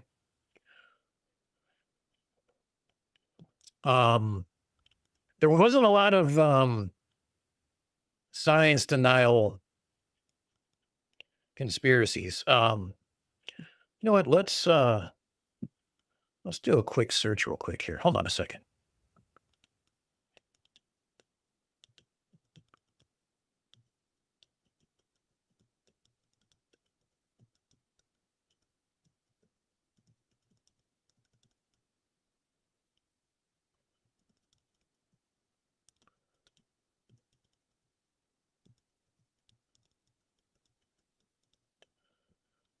Let's see what we got. Running my coding. Oh, we got some new ones that showed up over the last couple days. We have Japan megaquake prophecy for July 5th, 2025. Actually, that's a bit old. What do we have for this week? I don't want it for this month. Let's see. Royal robot conspiracy about Princess Beatrice. Yes, the fuck. Texas floods blamed on government cloud seeding, weather manipulation. Kind of already covered that. Cloud seeding is very local, very small, and not very effective. And it doesn't make fucking that sort of mess. Here's the thing. If you looked at the radar leading up to that point, you would have seen that something is coming of that magnitude. No, because there was like a confluence, and Ben Knoll talked about this in one of his posts. There was like a confluence of a blocking system, two low systems that created a trough of rainfall that fell over a smaller localized area that doesn't happen very often. It's not to say it's never happened. It's not to say that it never will happen again. It's not to say that it's government enacted. It's saying that unless they put up a wall to stop a fucking front or used HARP to block it, you know, to build a wall of radio waves that it can't pass through, or I don't know, got a bunch of bricks from cliffs and built a wall. I don't fucking know how you would make something that could block weather that's 10 miles high, but whatever. Yeah, not a lot of interesting conspiracies this week, but I'm sure I'll find something to make fun of. We were talking about the idea of the Unfornicated name in a public outreach. So the Drunk Debunk Show changed his to TDBS because he's in the science play space, right? You know, where kids are. They didn't necessarily want the word drunk on his 8-foot by 3-foot banner for good reasons. So how do I explain unfornicated when the logo says unfuck yourself? How do I explain unfornicated, the verb? How do I explain the weekly STD report that shows up when they go to the channel? I mean, I'm not so sure I'm family friendly. I'm not so sure I could do public outreach. Or maybe I just don't say that. I just say I'm Dan. I have a YouTube channel. Here's a QR code. Have fun. I don't know how, I don't know what's the best way for that. But there was a great idea, was dress up like Galileo, take the munchkin, get a telescope with a hydrogen alpha filter, go to the Ren Fair and show up as Galileo and show the illiterate masses of the Dark Ages our sun. That could be humorous. It could be educational. I need to drink a lot.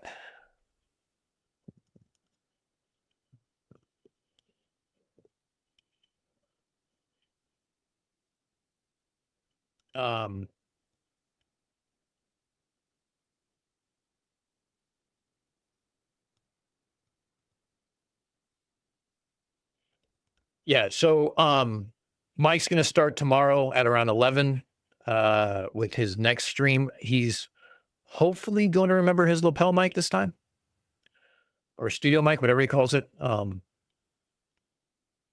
Make the audio a little easier.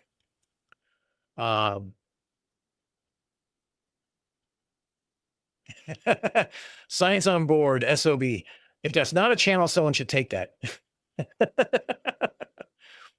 New segment, Science on Board. Are you an SOB? Would you like to be?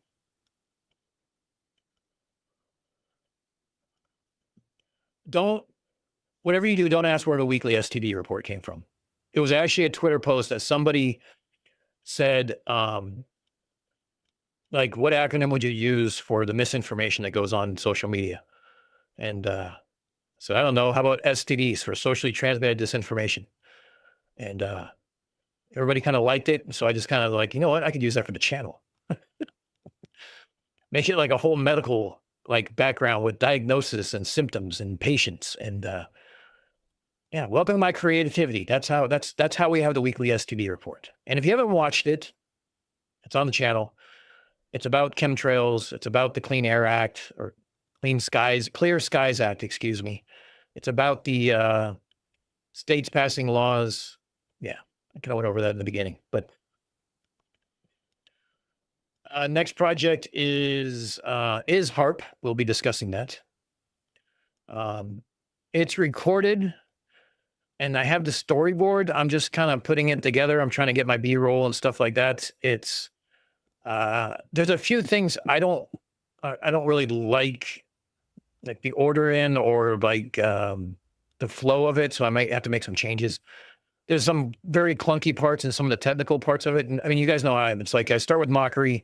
I go into the technical parts, use some analogies that sort of make sense while making fun of people, and then go back to mockery.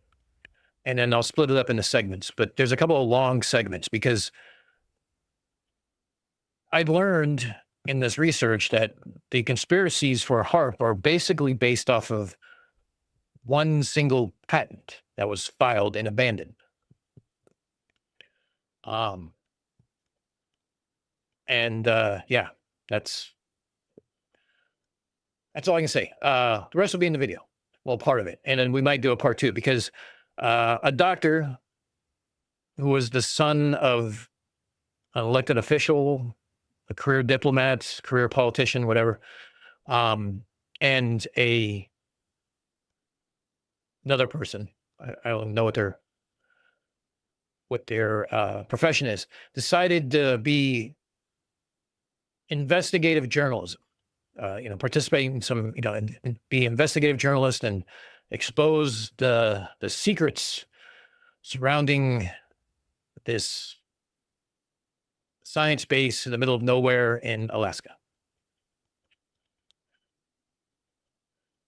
Now, to use investigative reporters or journalism is like saying Graham Hancock is investigative reporter, so it doesn't really fly.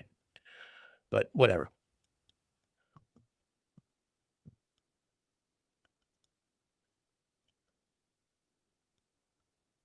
A meteor half the size of a giraffe crashed near Iceland. Half the size of a giraffe? Anything but metric, huh, America? Yeah, definitely. It's a quarter of an elephant.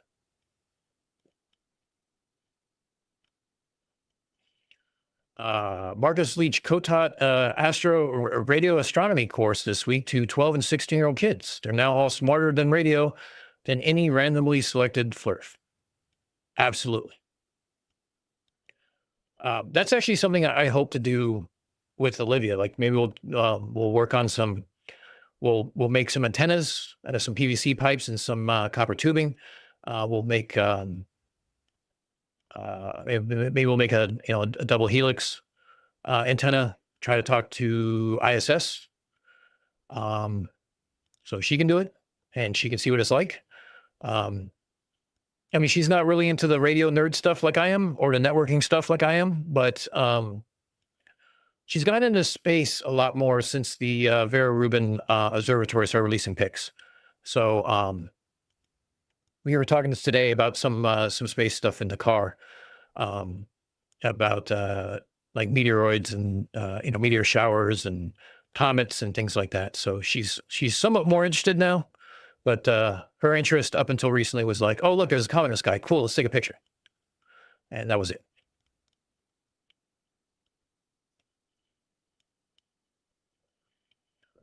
Half a giraffe is equating to 5.5 sheep. Half a giraffe would probably be 476 bananas.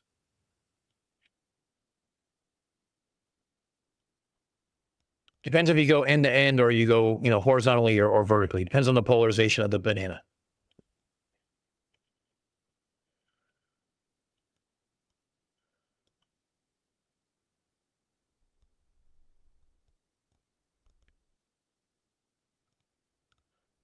Oh, I've spent too much time hunched over my microphone tonight. I've realized I also need to lower my camera. So I moved my camera from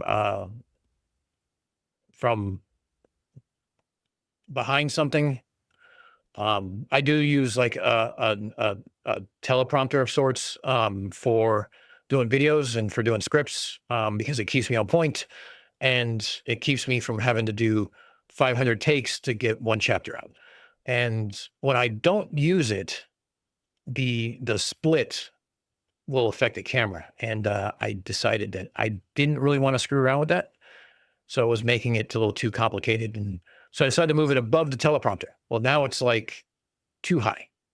So I do need to move some stuff. I don't know, maybe on Discord, I'll start sending pictures of my getup. People were surprised to find out that there's a wall that's like really right here. That's like within arm's reach that I stream from a corner in a room, which is true.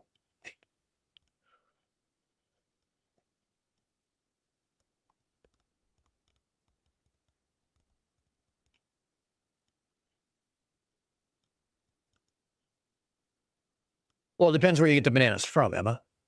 Costa Rican bananas tend to be smaller. Yeah, we can play.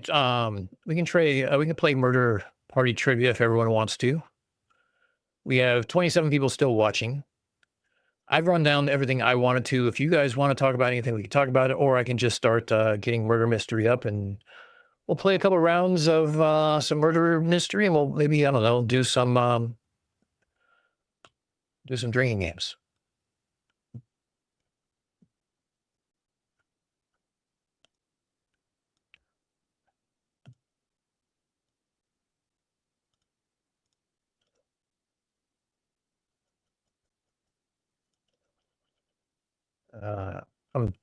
Oh, cool. I got things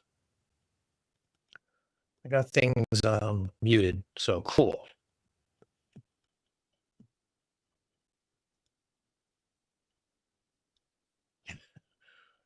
Baron, I've thought about changing my background 6 or 7 times. I really have.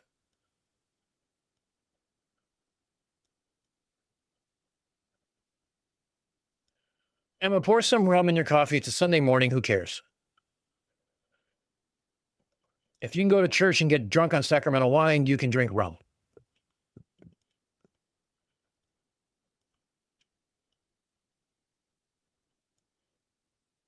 All right, let's all right, let me do some quick edits here real quick. I tell you what, let me go ahead and let me put on the title screen real quick. Let's put on some music to go use a bathroom break. And let's play some games. How's that?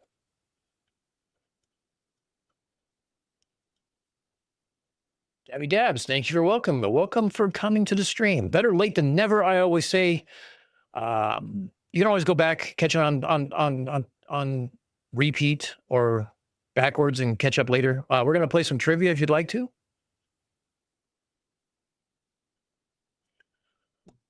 Bourbon's fine. All right, let's go to my title screen. Let's all go use the restroom, and we'll come back and do some trivia. So we'll be right back.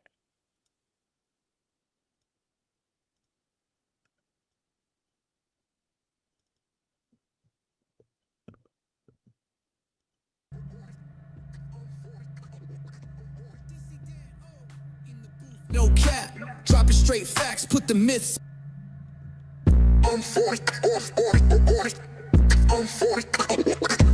DC Dan, oh, in the booth, no cap, dropping straight facts, put the myths in the trap. Jukebox spinning, but the game is truth. Science hits hard, better show the proof.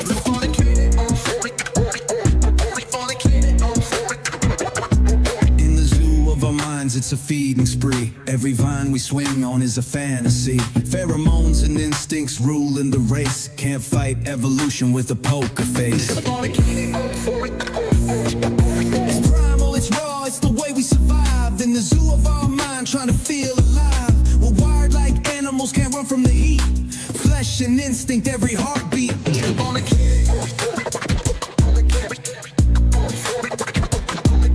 A sideways glance is a loaded gun. Ready, aim, fire, and we're coming undone.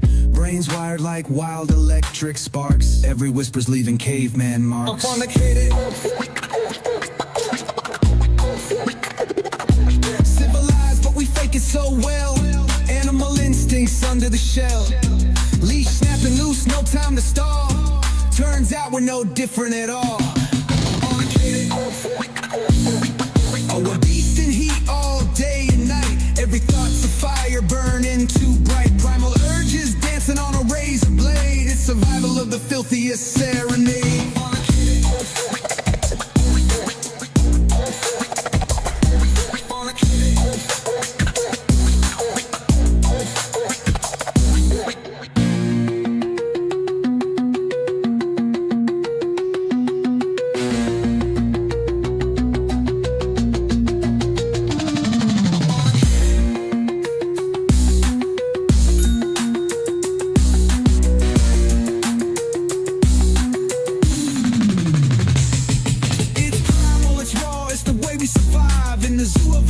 Trying to feel alive. We're wired like animals, can't run from the heat. Flesh and instinct, every heartbeat.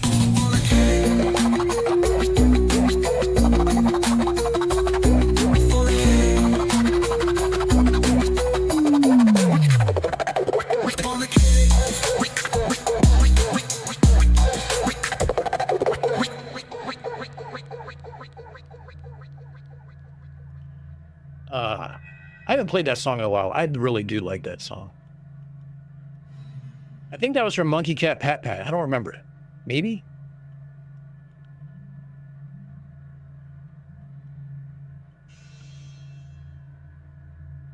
All right. Those who want to play, there is your 4-letter code. You go to jackbox.tv, enter the code for Trivia Murder Party 2, enter your name, and join us on that screen right there.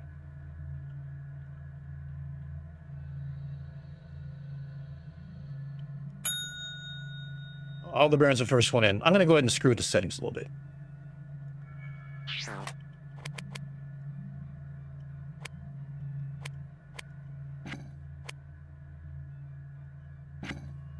I'm going to turn down a little bit of the volume. And worst case is I can turn it up on my screen. Tell you what, we'll do this.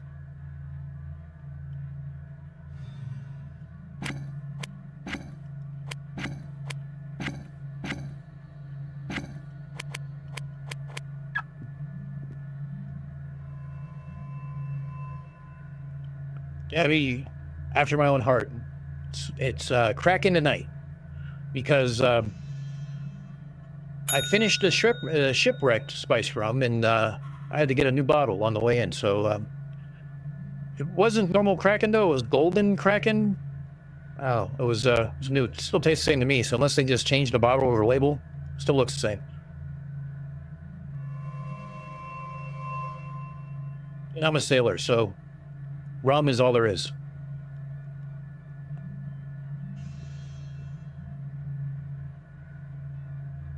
Oh, that's right, Emma. It was the four of you guys who did that for me. That was the very first stream where Mike left us hanging, and I was subbing for him. I don't remember much of that stream except for there's a lot of audio problems, and there's a lot of F-bombs dropped that night as I was trying to figure out audio problems. But hey, Real Cygnus, how many audio problems did you hear tonight, huh?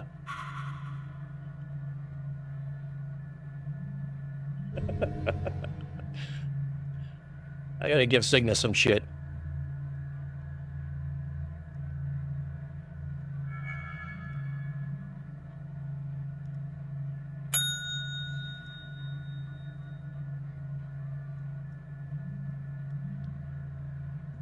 All right, we have 3 people playing. Anybody else? Come on.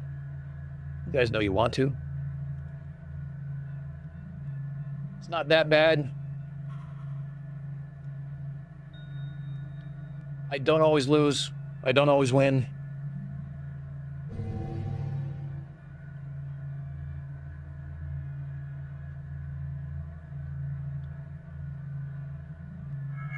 Abby, that was me. I had shipwrecked spice rum, and I got wrecked one night on it, that's for sure. I was not streaming that night, though. Well, I don't know. I got a little tipsy one night with it, but it was good stuff.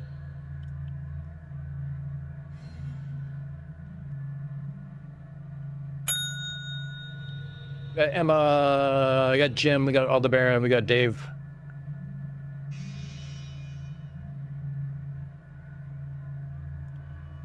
It's just, Debbie, it's not hard. All it is trivia. If you get the wrong answer, then you have to do a mini game. And the point of the mini game is that creative ways to die in a hotel. And even if you die in the mini game, you're not out of the game because towards the end there's like a lightning round at the end, and you can play catch up. And there's been many games where people have been taken from behind and lost the game at the end. And I will apologize for the lag. I am a terrible streamer who forgets certain settings.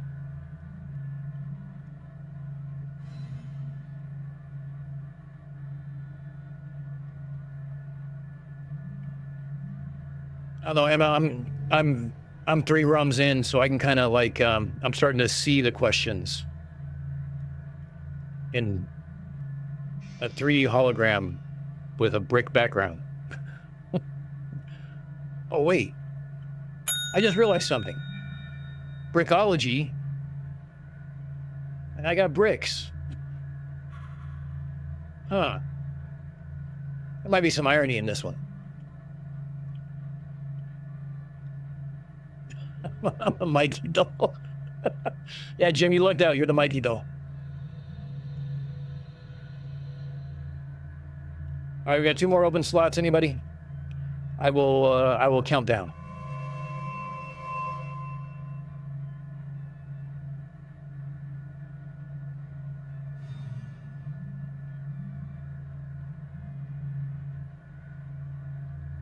Okay, we'll give it about 30 seconds more.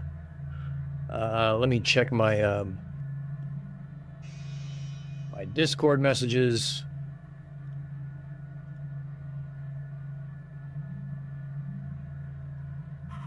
Oh, Icy, thank you for dropping that into Mike's server. Thank you.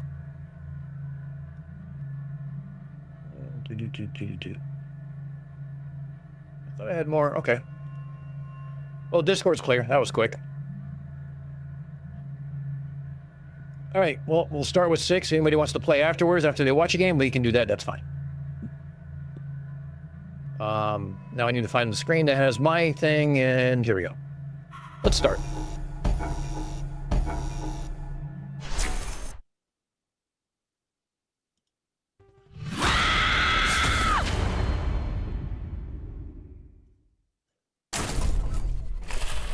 Welcome to Trivia Murder Party. Tutorials are set to minimal, and we're ready to go. First question. You guys are gonna make such good fertilizer. Which of these plants do not flower? Really? I got one of these to start with? Use your device to answer the question. Ooh, answers are all quick. And the correct answer is... Who got the question right?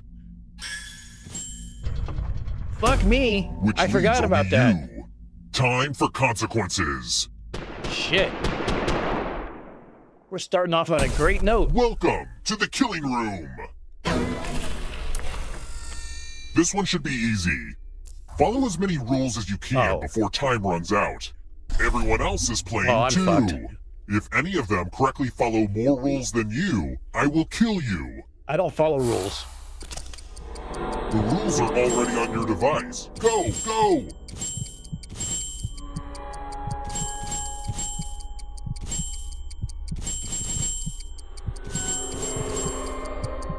Rules, am I right?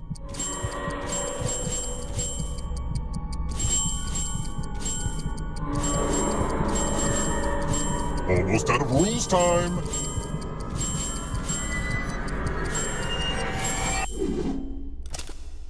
Well, now I'm mad at everybody.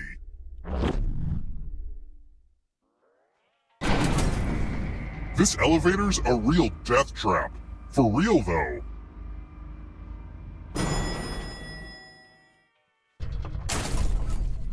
Let's try another one. Which of these do you actually cook? I don't cook anything.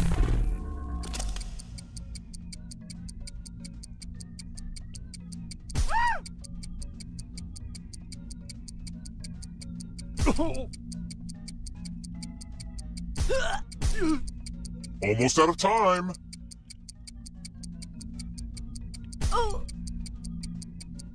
Who picked this? Uh-oh. The rest of you, follow me. Bonjour! Welcome back to the killing room. Let's play with spooky dice. Roll as much as you want to add to your score. I'll kill the player with the lowest score. But go over 21 and you die instead. And don't forget, if they roll a skull, that adds 1 to everyone's score. This is a game for people who like blackjack but hate using cards.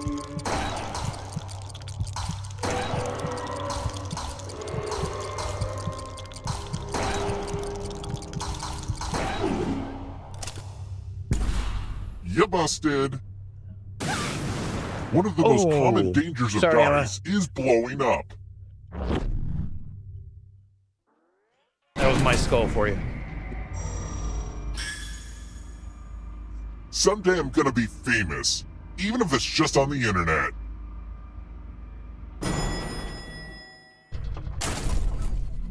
Let's keep moving. What is Malta? It's a beer.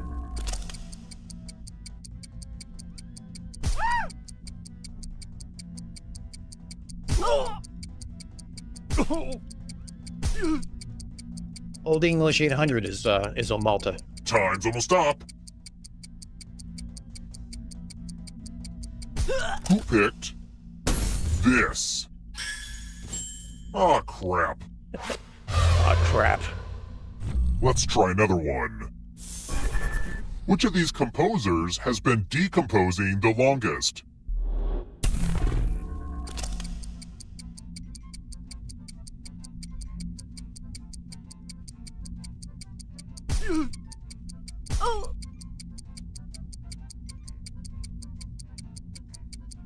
Time's running out.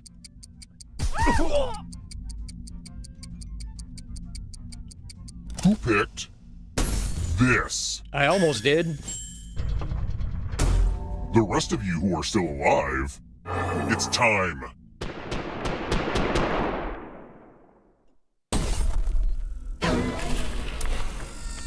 It's tattoo time. Create a new tattoo on my back by drawing on your device. Oh. Oh. Oh. Oh. Ow. Ow. Ooh. Ah. Yeah, harder. Yeah.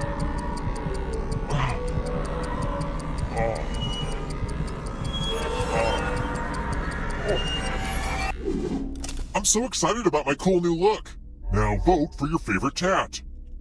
The artist with the fewest votes will die.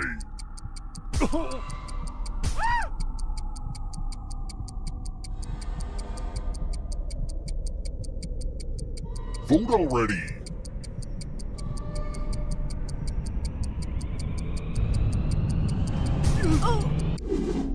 What did we decide? Ugh, a tie? Well, I guess it's up to me. I will not let this tattoo define me. Time for a little pay back. That's just fucked up. All right, I'm trying to see if I can fix the latency.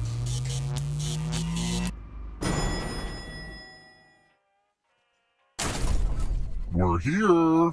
When one player is left alive, we'll go to the final round. Next question. What movie features the characters Meg Swan, Cookie Fleck, and Harlan Pepper?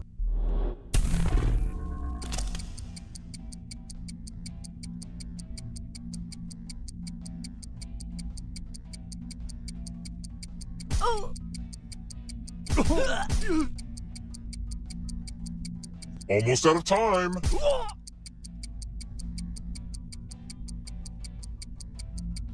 Who picked this? Come with me.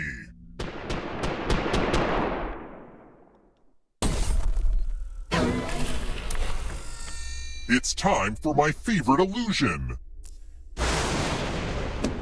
Pick a space in this box to hide yourself. Oh, I sure do hope you're claustrophobic.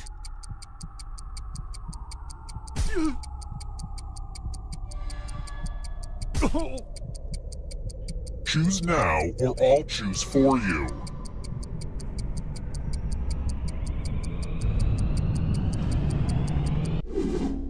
I hate it when people are too lazy to pick their own place to hide. I guess I'll just put you here then. It's time for the volunteers. Good news, I'm giving you a sword. On your device, choose a row or a column to run your sword through. Gee, I wonder where they're hiding.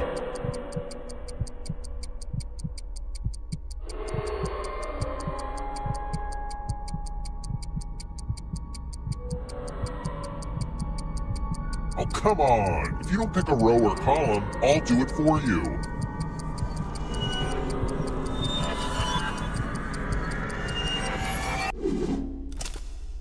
What the heck, guys? I gave out more swords than this. Ugh, whatever. Sword noise! Yes! Alright, yeah, I can't figure out the...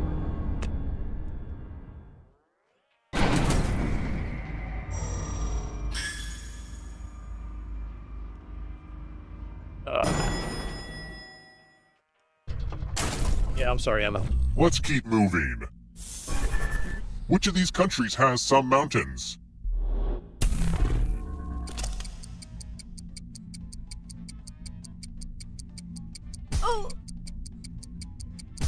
Some mountains?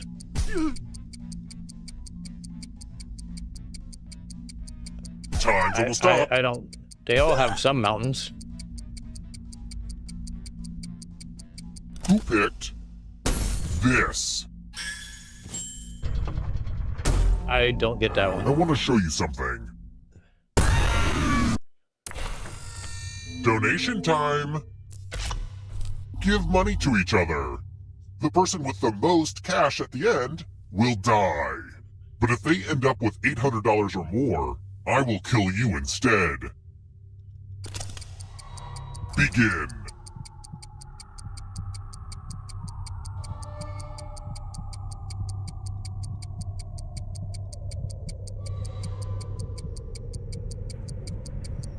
Hurry up. The lag seems to be a problem. Let's track that cash.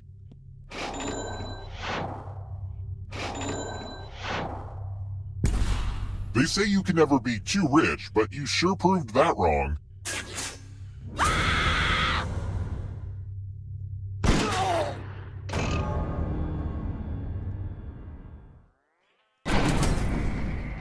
I wonder if this is more or less ghost than you'd find in most elevators. Makes you think. Oh, look out. Aldebaran's on the road. Let's try another focus one. back down on this as I can't figure this out. Which word comes from an Australian Aboriginal language?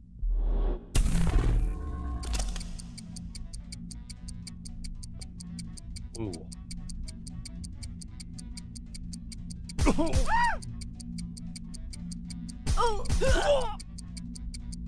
Is this the one where it's Time's running out. it's kangaroo means I don't know? Yeah, This. which isn't actually right, but whatever. Come with me. I'm a stickler. What can I say? Ah, the lost art of letter writing. Oh, Jim, you're screwed. I'm going to dictate a message to you. Write down as much of what I say as you can. Everyone else will be typing too. And if anyone does a better job than you, you die. Okay, starting letter now. Dear Customer Service Department, I am extremely frustrated with the quality of the electric toothbrush I purchased through your website. Sure, it cleans my teeth just fine, but it failed me when I tried to use it to remove an eyeball.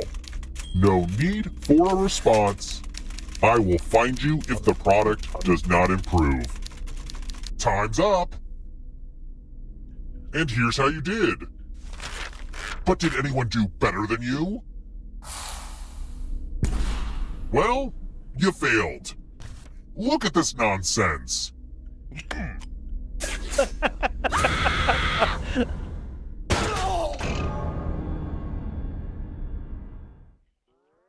I think that's the one I wish I could take out. Only Oh, one of CK you is loves still that part, alive. figures. You know what that means. All right, Alderman starts with the lead. Let's see if we can catch him. You've made it so far, but can you escape? Here's your first category. Worn around the neck. Tap each answer that fits the category and then press submit.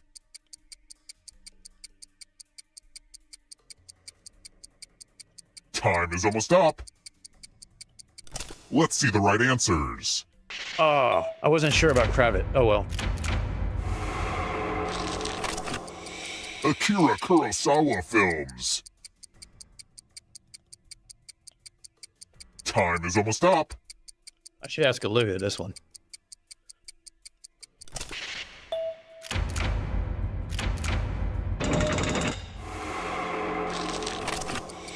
Official currency.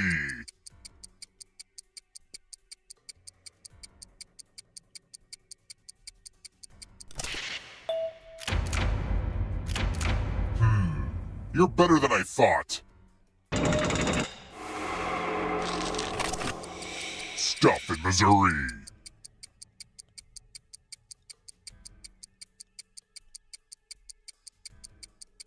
I'm totally guessing half of these. Yeah, I got them all right. Don't look Uh-oh. back because Here there's comes a the ghost nothing. right there. It's like the never-ending story is going to catch us. Here comes the darkness. Acronyms. There's no foobar on this.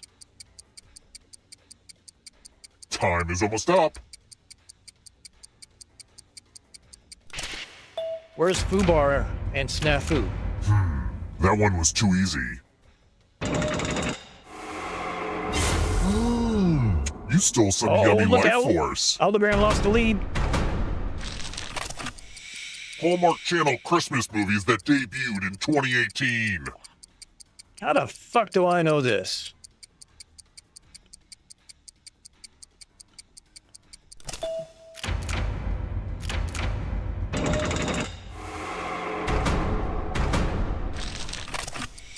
Nocturnal animals.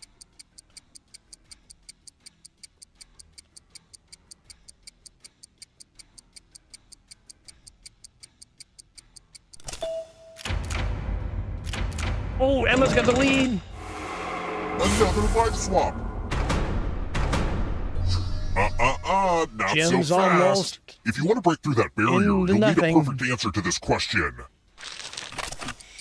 And that includes the third answer choice now, too.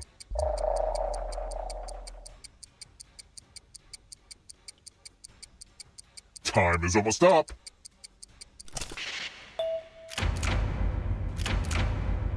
You have to get all the right answers to escape. David won. Damn it.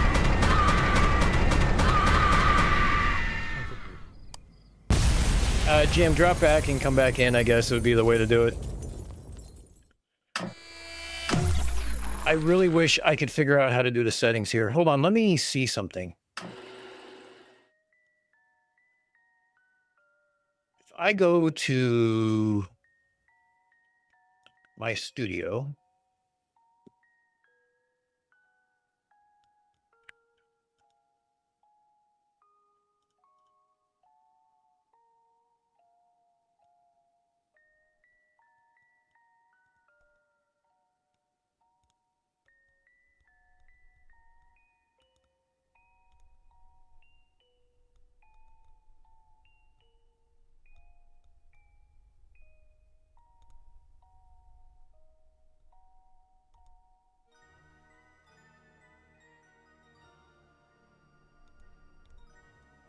I cannot change the latency.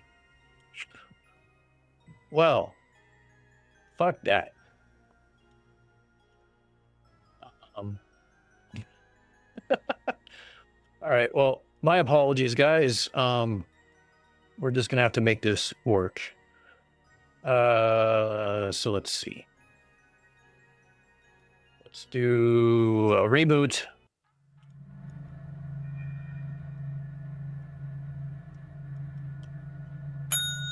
Oh, look, I'm a fish.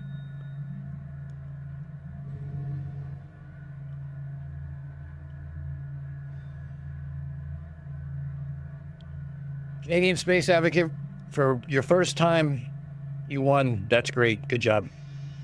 GG all the way around. Yeah, Aldebaran, you got to remember that there's more than one answer sometimes. And sometimes it's no answers. Sometimes it's all the answers. And sometimes it's just the wrong answer no matter what you pick. In my case.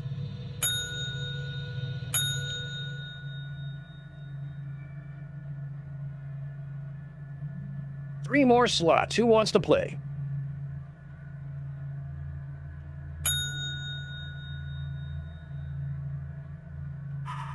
Got a rematch. Got two more slots. Anybody?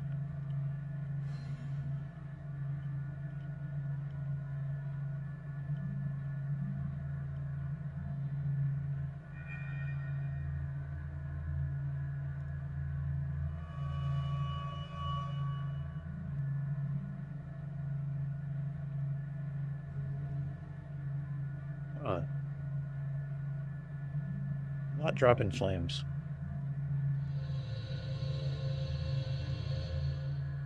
Jim got the Mikey though. Jay, just go to jackbox.tv and on a browser, you put in the 4-letter code, you put in your name, and all the questions will show up on whatever browser you put in the code in. And then on the screen will be the results and stuff like that. So it's kind of like a 2-device thing.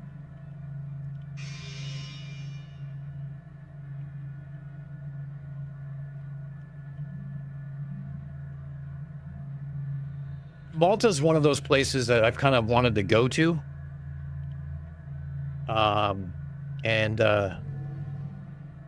It's actually, that's where the USS Liberty was dry docked after the attack. And repairs were made so it could float on its own without being towed. No, it's one of those places I've always wanted to been to. I know it's you know, one of those highly Catholic places. There's monasteries there. There's also a few conspiracies around it and stuff like that too. I don't know, it might be a place to look at.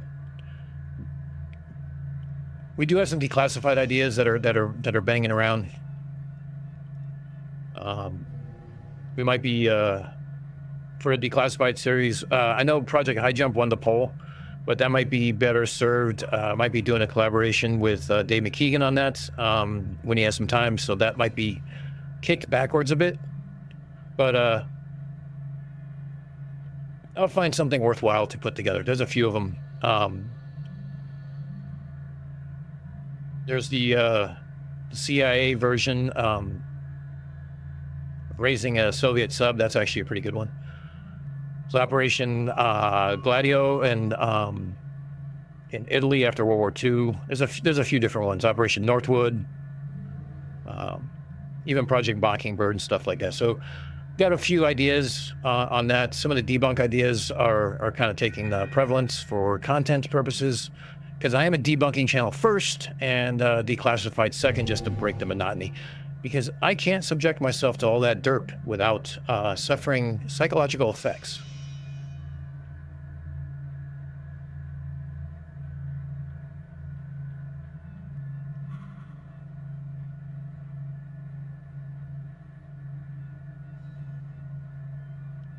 All right, let's pin that comment.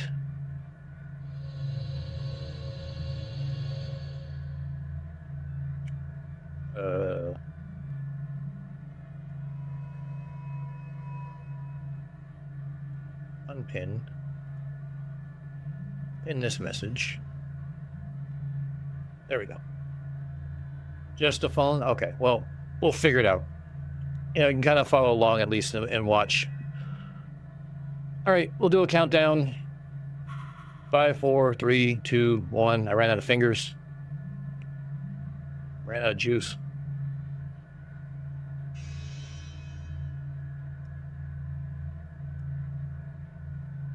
I need to find my screen. All right, we'll press to start. Jim, take a look at the Jackbox, see if there's something if you want to get into or something like that. But if not, you can follow along, watch along. It's fine too. Just happy that you're here.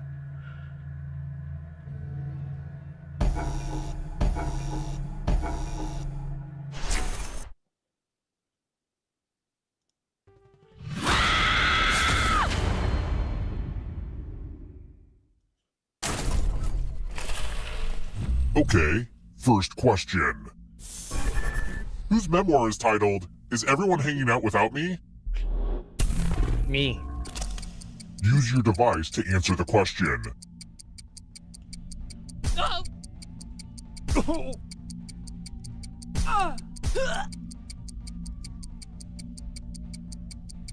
Almost out of time.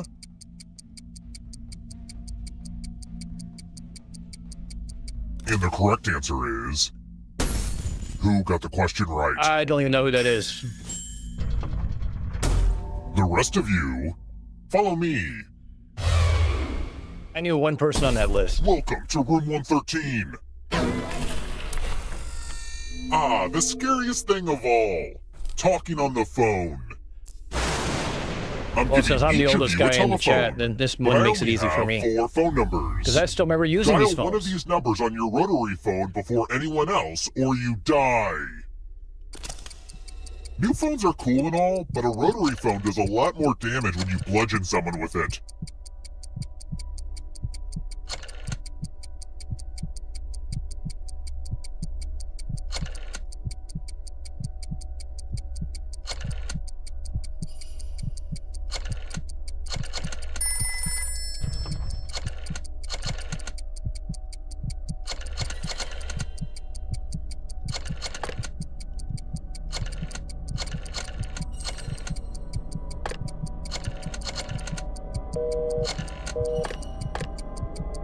I'm just about to cut the phone line.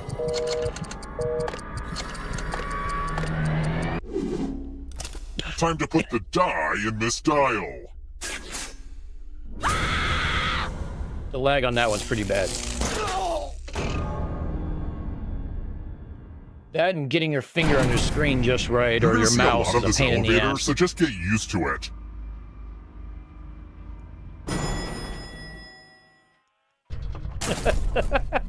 You can't butt dial from a rotary.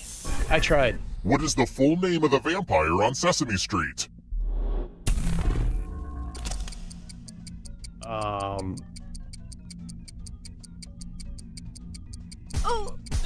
I don't remember.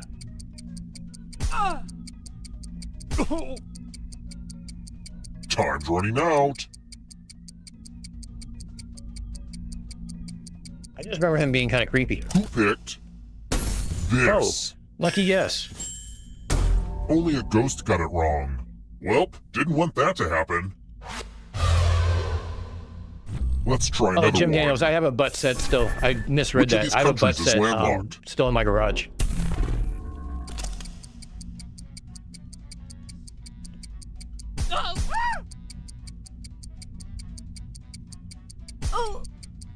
This is funny. We did Olivia and I did a Time's almost up. world map, guess the country, 195 questions of what countries are just by the shape of them.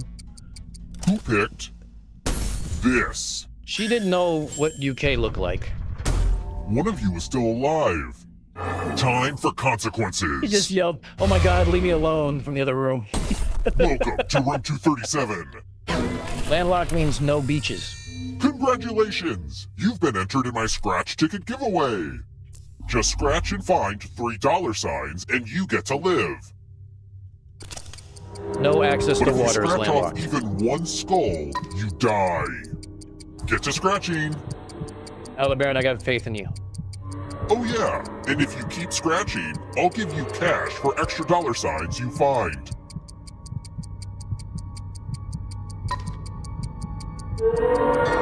Oh, did you scratch more? Nope.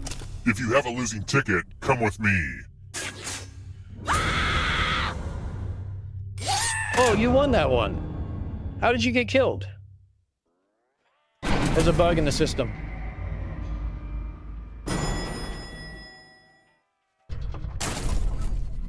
Let's keep moving. When you scare a ladybug, what does it do?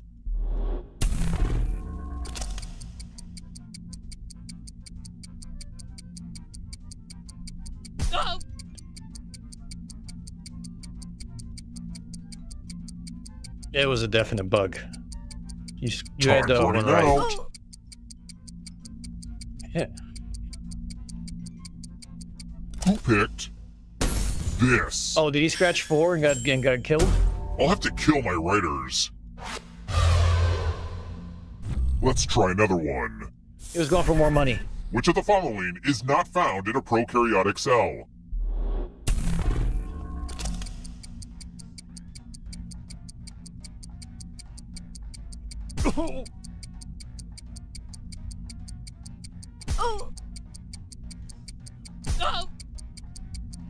Almost out of time.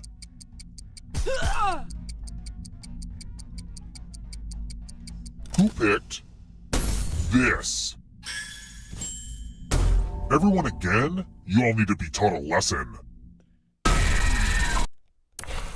It's the mind meld. Type in an answer that fits this category. Everyone else will answer too. And if anyone matches you, you die. Get to writing.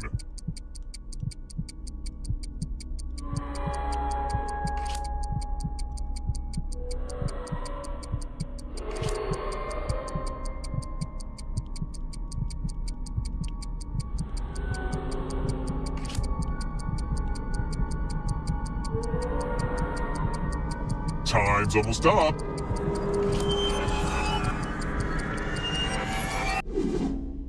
Now, let's see if there are any matches.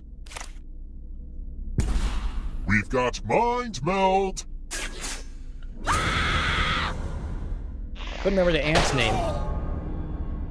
You're all dead already? What the heck, guys? That's strange. I could have sworn you messed up big time and died before getting to the final round, but I guess I imagined the whole thing. You killed me after I answered right, I'll so pay fuck closer you. attention from now on. It's time for the next question. Sure, I torture people and all, but my worst attribute is that I'm a whiskey snob. In order to be legally called bourbon, how must whiskey be aged?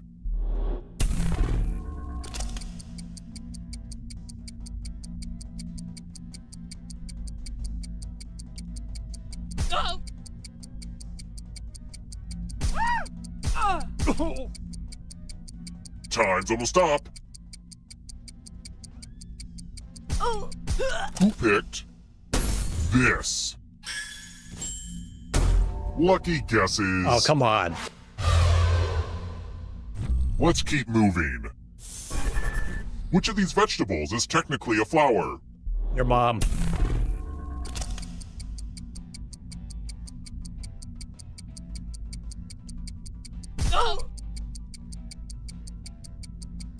I'm just guessing at this point. Time's running out. It's definitely green beans. Who picked this? Everyone again? You all need to be taught a lesson.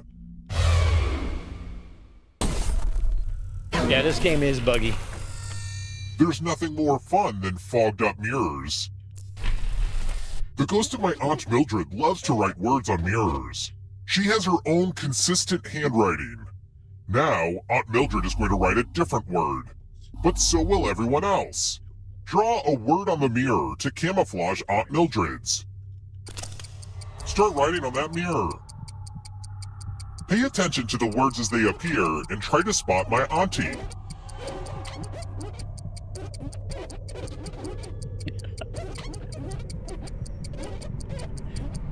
Gee. I think it's Hippia. So many convincing words to choose from. Now, type the word that Aunt Mildred wrote, or you die. Would the real Aunt Mildred please stand up? Oh, If it was my aunt, it would have been fuck. This is my second most disappointing experience with a mirror. Why is this game so buggy?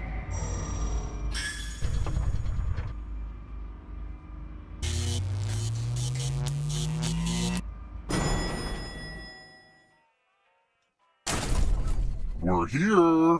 The final round is close. Next Should already be question. there. According to NASA, what are raindrops actually shaped like? Like buttholes.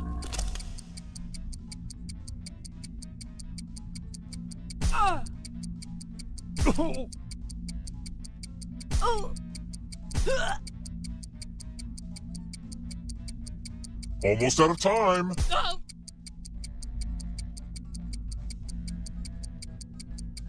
Who picked this? That's annoying. Let's try Yeah, another starfish. one. Who is Hester Prynne's husband in The Scarlet Letter? Oh, fuck.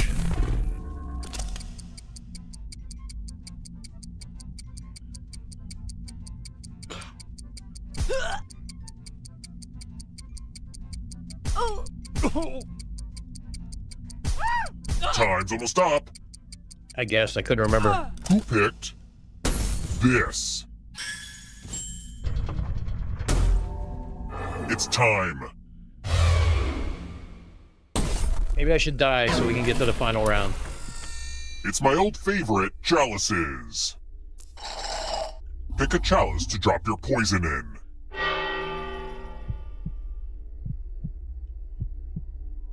You don't pick the skull.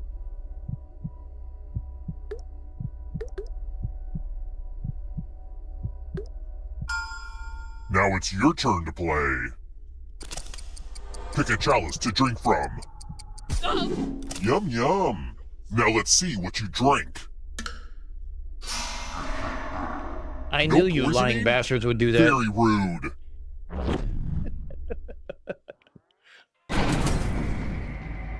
one of you is still alive. You know what that Finally. means.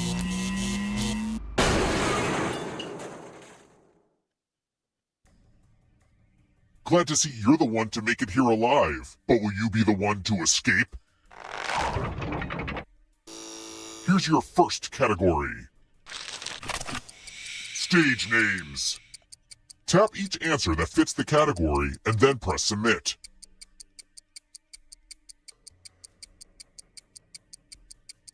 Time is almost up.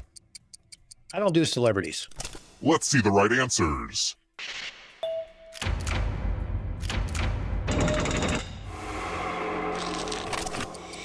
Apple computers. Time is almost up.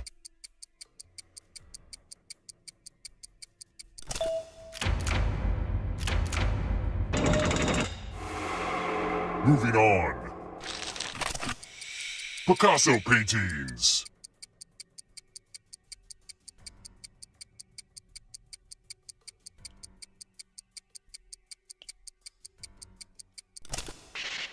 Oh, Jesus.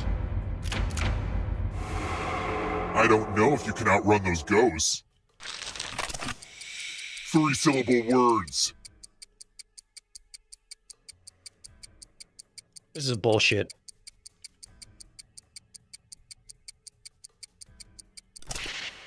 Give me engineering shit. I'm going too easy on you. Don't look behind you. Are you afraid of the dark? Toilet paper brands. Time is almost up.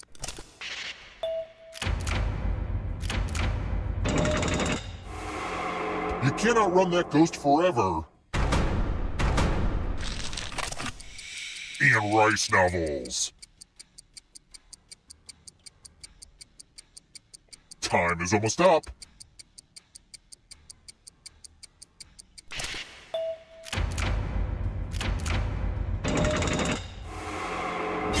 You killed your friend. Better get away fast. Damn it, Jim. Too slow, so you gotta go. Cat breeds.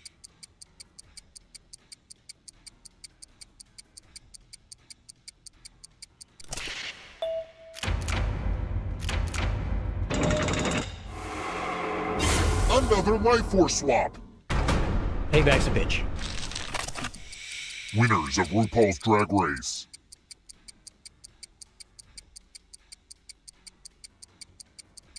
Where's my stepdaughter?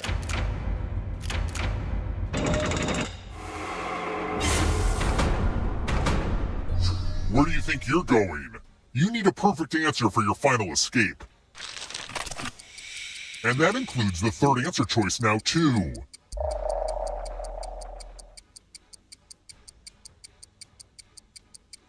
Time is almost up.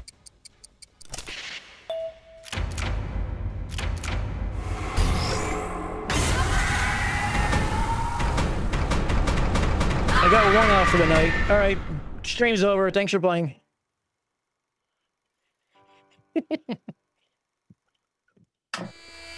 Took you out of your misery.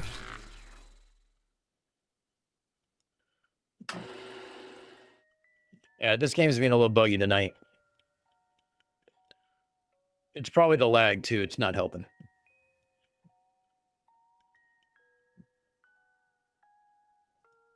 All right, I don't want to subject you guys anymore to this. Whoops. Wrong screen. I mean, we can continue playing if you guys want, but it's laggy and buggy.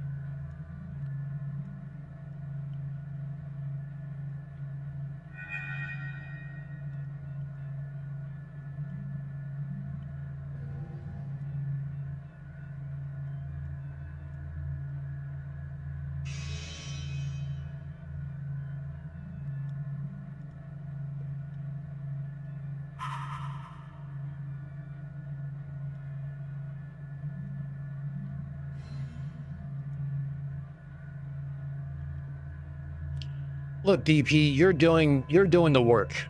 All right. You got to schedule all those lunatics. Oh, I'm sure Vlad's still derping. You guys want to go tune in to Vlad real quick? We can do that.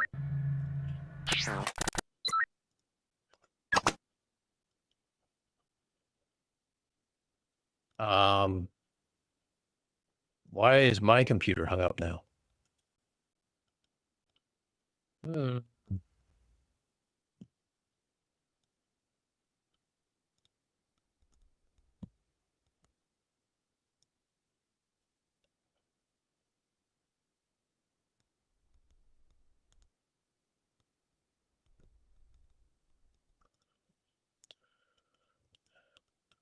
Yeah, let's see who's live real quick.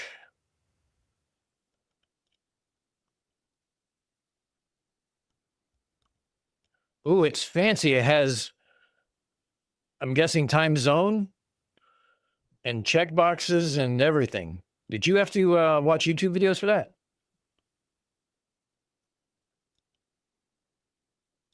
Oh, Professor Dave was up. Let's see. All right, mark your calendars all. Mike will be live at 11:45 a.m. tomorrow morning Eastern time. Click that notify. DP is going to be live in 6 hours.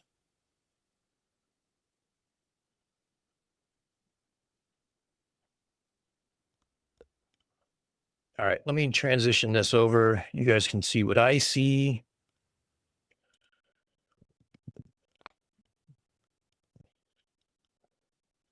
Oh, I think I found one of the problems. My my thing is pending a restart.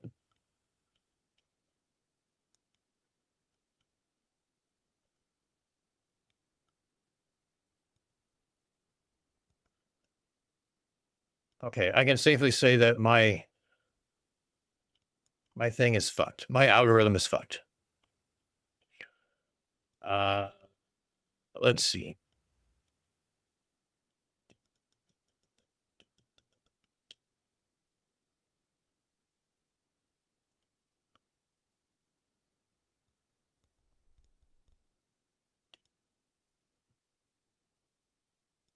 Most famous operas around the Messiah, George Handel. Yeah, man. Like I know. Hey, man. Listen. Look.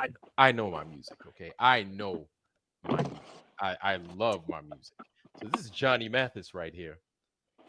He's still alive, believe it or not. Johnny Mathis, y'all. He's got to be in his 90s. The man hasn't gotten them yet. Like that. Dude, sweet boy, sweet as hell. How about the guy who sang Under the Boardwalk? Oh, from Belafonte, I think. Yes, but I forgot the name of. Are they the Drifters? Belafonte? Huh? No. He doesn't sing Under the Boardwalk. No, that wasn't him. No, that wasn't him. Oh yeah, I subscribe to Emma Thorne. Who sang Under the Boardwalk? Who sang? I think it was. If it's the Drifters. I was gonna say it was the Drifters. Drifters, like I'm a grifter. George Benson. No, he sang the Masquerade. George Benson. Yeah, but it's it wasn't a group that sang it. It was a single guy. Now I'm home. I can look it up. No. It's a group that sang Under the Boardwalk. It was the Drifters. Vlad is right for once. But the background, it was part of the group. I think it was. Yeah, you're right. You're right. The Drifters. Look, listen. I know I'm right. You understand? Yeah, I'm going to play this in the background real quick. I'm going to see what Emma has up because I haven't seen anything from Emma in a while. Gordon Lightfoot. Not because she hasn't put out stuff, but because I generally haven't been watching a lot of YouTube lately. Yeah, she admitted that it's my little collection. I don't have my record player no more. I wasn't subscribed under this channel. Go fix. Chat's dogging you out or not now? Yeah, they're gonna talk shit. Yeah. What did she put out? Yeah, they're gonna talk They shit. have a right to. War on Books. That's always fun. It's probably a little bit warranted. They have a right to. Let me see. Let me turn this. He's still going strong. Go figure. Why translate? You know what, chat? Do you agree though? He can mimic people like crazy, But when he's been doing this little singing, he better stick to mimicking. I would think that someone can mimic as good as him, he would have a voice, but he doesn't. Unhinged Quora questions. No, that's fun. That's the last thing I try to do. Because a song, you mean? Yeah. Or yeah, the thing is if you're gonna yeah, I see that the war on books. It's gotta be your own. It's gotta be your own voice. So I'm gonna present my own voice when I sing. I don't want to like. Olivia loves Emma. Like, Olivia thinks Emma is like one of the coolest. I'm bad. You're like, bro, you trying to sound like Michael coolest Jackson. Content creators out there. She definitely likes her more than she likes me. Carrie Skate says all famous musicians. You know what? I don't feel like listening to derp on Vlad's channel since they're not really discussing much anything. I go back and forth. Sure, it'll be militant something or another. Why are you here? Blah blah blah. Unhinged Quora questions sounds fun. Because I've been thinking about doing something like that. You know, going into Google and starting, like starting a question and see what comes up. Those to me are hilarious.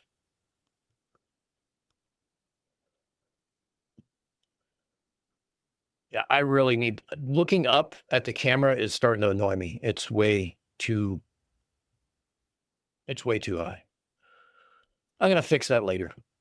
I need to move my monitors out a bit so I can drop my camera between them.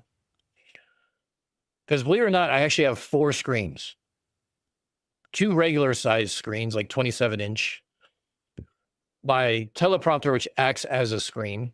And then I have a, I don't know, 18-inch by 6-inch touch screen down here. And I originally got this for chat, but the resolution is so small that even with my glasses on, I'd be like, what am I reading? So now I use that as where my OBS sits. So I have 2 monitors to look at things. And it's a touch screen too, so I can just go down and I can select what scene I want and everything else. Although I do have a Stream Deck Mini that I use, but I don't use it very much because I find I use studio mode. I don't know. I need to get better at this whole streaming multitasking kind of thing. I'm a little bit of a rookie on that. Such is life. Oh, we're dropped down to 17 now. So I tell you what, let's watch, this video is 12 minutes. Let's watch a little Emma. And then we'll pack up for the night. Sound like a plan? Because that'll take us right to 1 a.m. my time. And everybody, we should be good there. So let's watch Emma. Actually, hold on a second. Let me mute you guys for a second.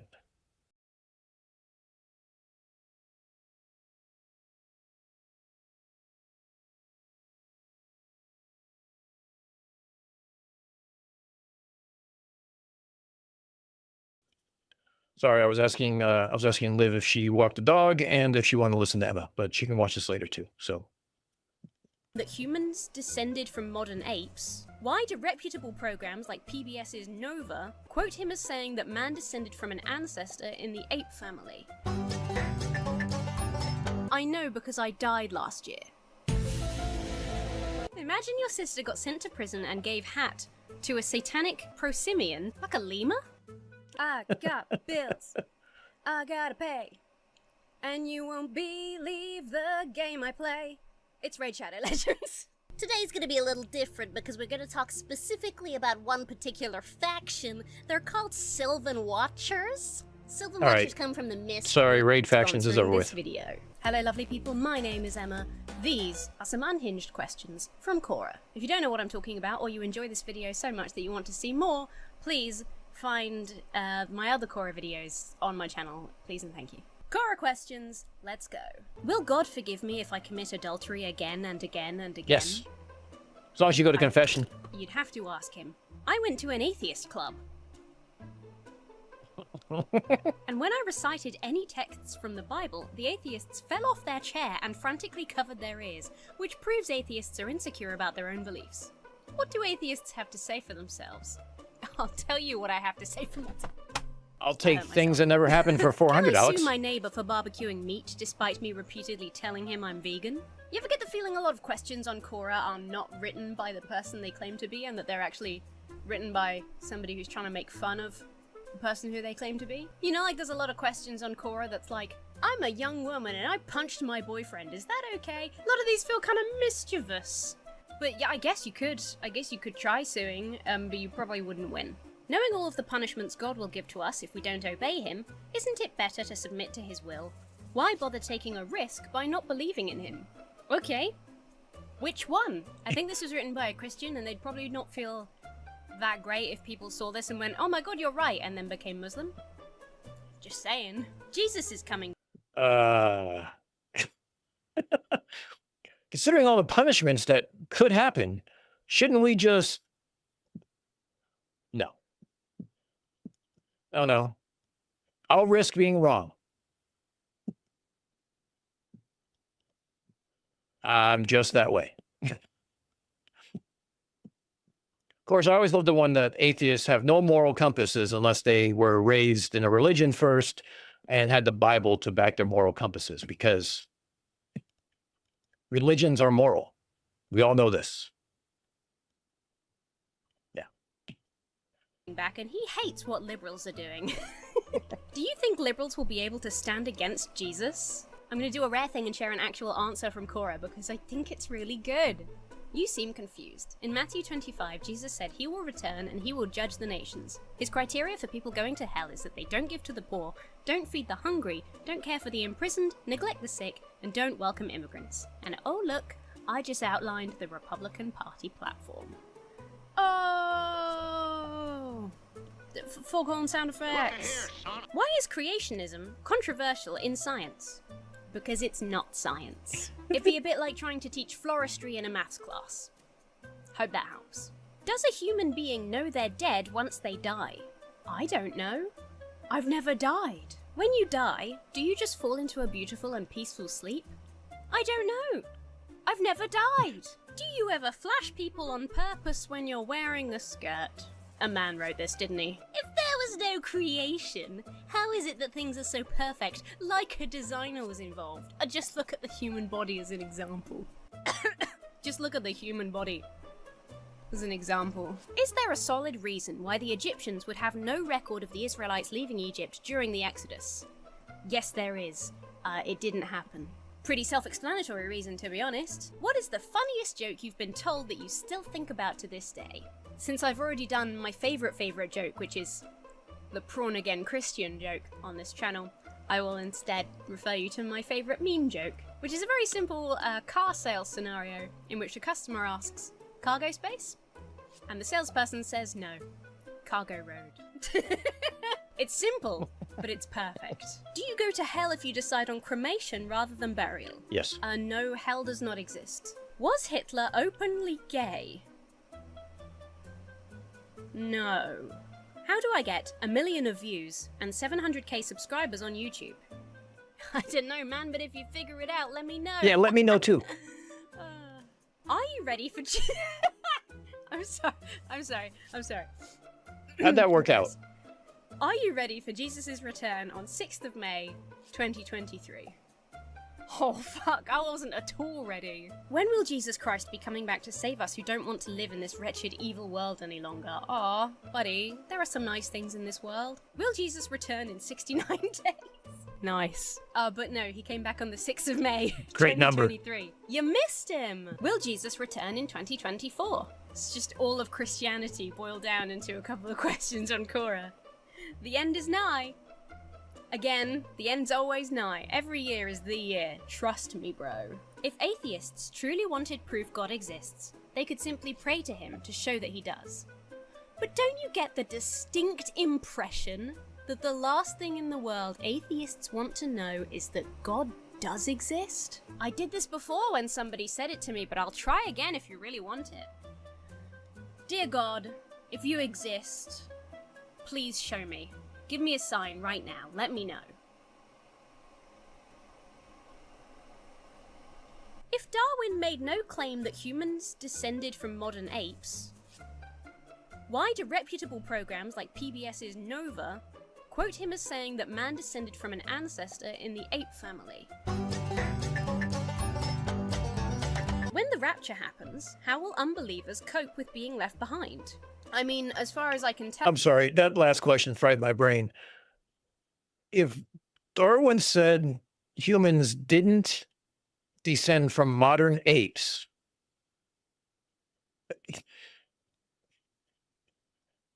you know, let's just, I'm not going to think about that one anymore.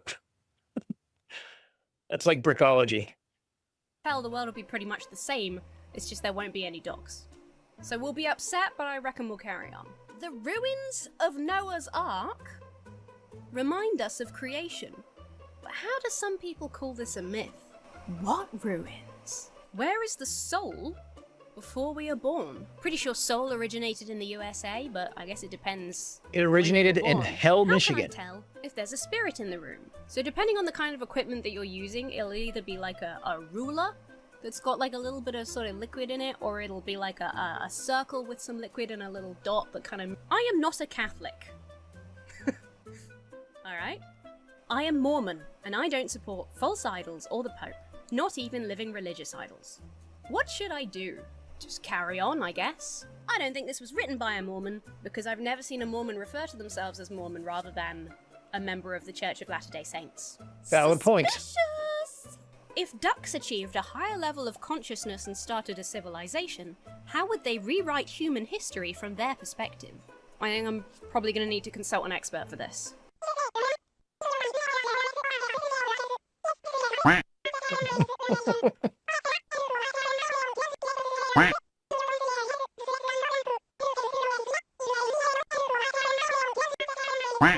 Thanks so much, Professor.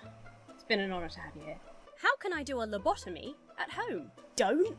Can the dead feel cremation? This is an important one because we finally have a representative to answer some of the earlier questions. Here's an answer. I can categorically state that a dead person feels the fire when being cremated. It starts as soon as the gas jets ignite and goes on until the spirit gets out of there. That takes about 2 minutes. I know because I died last year. And we're cremated? If you had 0.000000001 second before your wiener turned into a singing walrus, what would you do? I probably wouldn't eat the hot dog.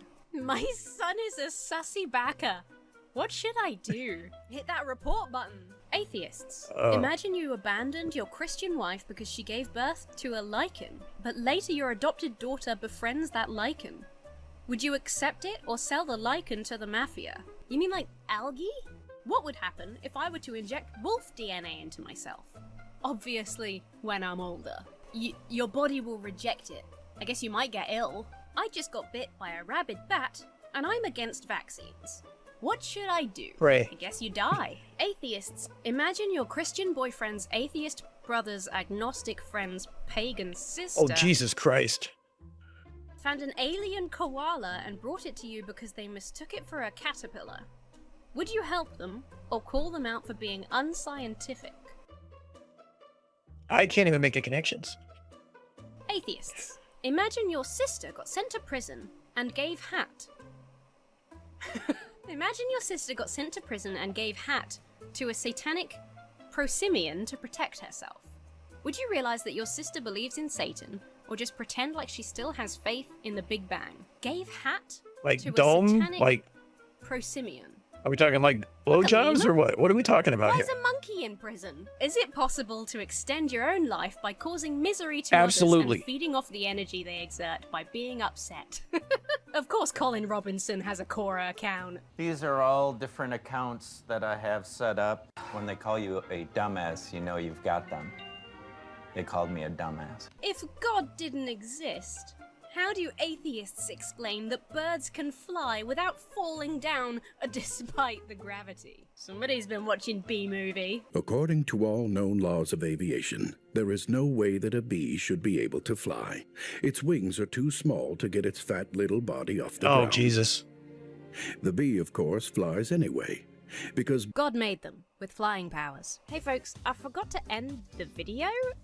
This, I guess, is why you don't record when you're ill. So, like the video Sorry, if you Emma. enjoyed it and subscribe. Well, my faith in humanity has now been dispelled, and we're all doomed, and we're all going to die soon. Yeah, lift is a real thing. And, you know, it's mass, lift, energy. Yeah. I don't know. I'm still kind of baffled by that. If, you know, Darwin said humans aren't descended from modern apes, then why do they have a descendant in the ape tree? Like, that sounds like a chicken and an egg thing. I think their math is wrong. The maths ain't mathing.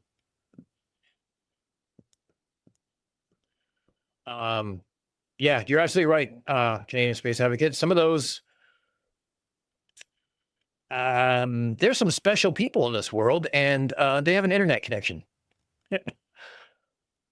I almost think you should pass an IQ test before you're allowed to be on the internet.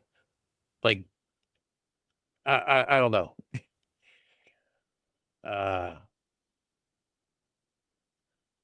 right. You know what? We're going to go ahead and pack it up. It's almost 1 o'clock in the morning. I'm going to reboot my computer since apparently I have not done it in 2 weeks, and there are 2 updates waiting for me. That probably explains some of the issues going on tonight. But hey, Real Cygnus, if you're here, no audio problems. So you can stick that where the sun don't shine. Now watch, I have an audio problem on the way out. Go figure.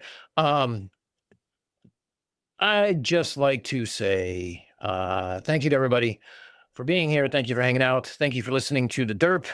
Thank you for playing trivia, even though it was buggy and weird and laggy and everything else. I'm going to rewrite my post-it note with a Sharpie and make it bigger for the latency settings to make sure that I get those a little better. Otherwise, yeah. Oh, look, Cygnus is still here. Thanks for hanging out.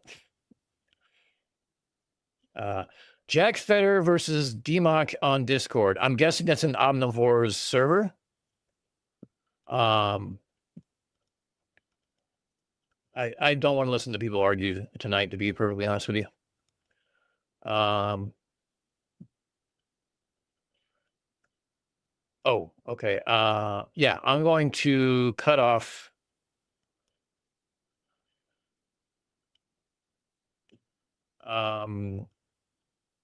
Yeah, okay. So if you're in the OmniTalk server, DMOC is over there. So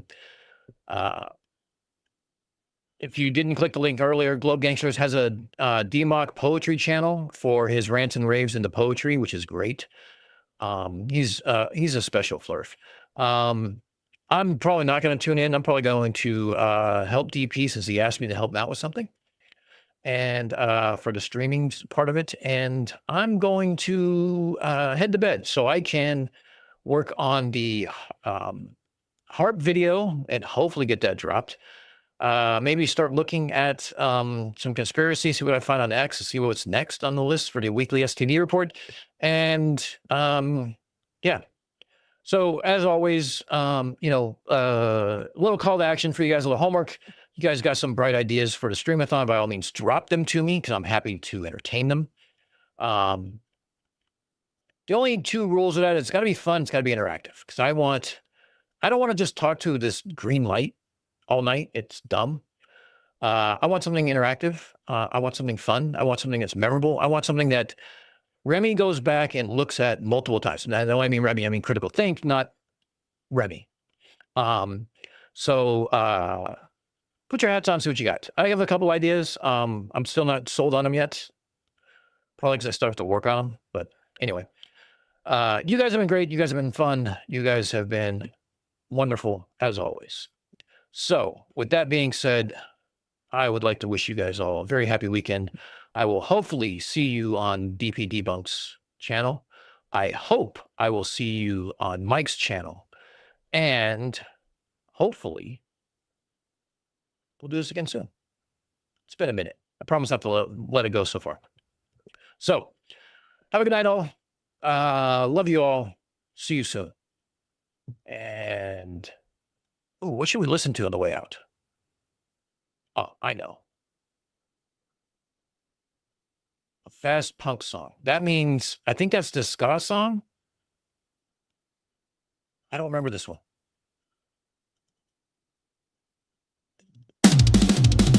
Unfornicated, he's breaking through the norm with the camera in hand. A digital storm talks of the Good night, everybody. days, the oceans roar. Now he's chasing secrets can't ignore. Conspiracy threats on his midnight screen, living loud, chasing that unseen dream. He took the dive with his heart unshaken. Now he's unfornicated, never mistaken.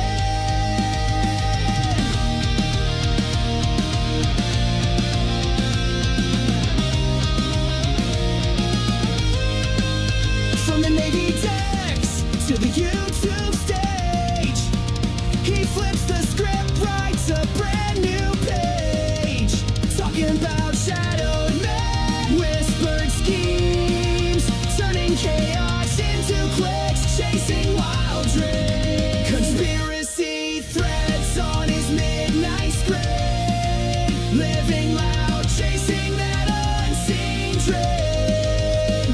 He took the dive with his heart unshaken. Now he's unfornicated, never mistaken. They said, salute, keep it under control. But he found the truth in his wandering soul. A sailor turned sleuth, an internet fi, cutting through the dark with his lens as his light. Unfornicated, his voice runs wild, exposing the shadows the world beguiled. From sea to screen,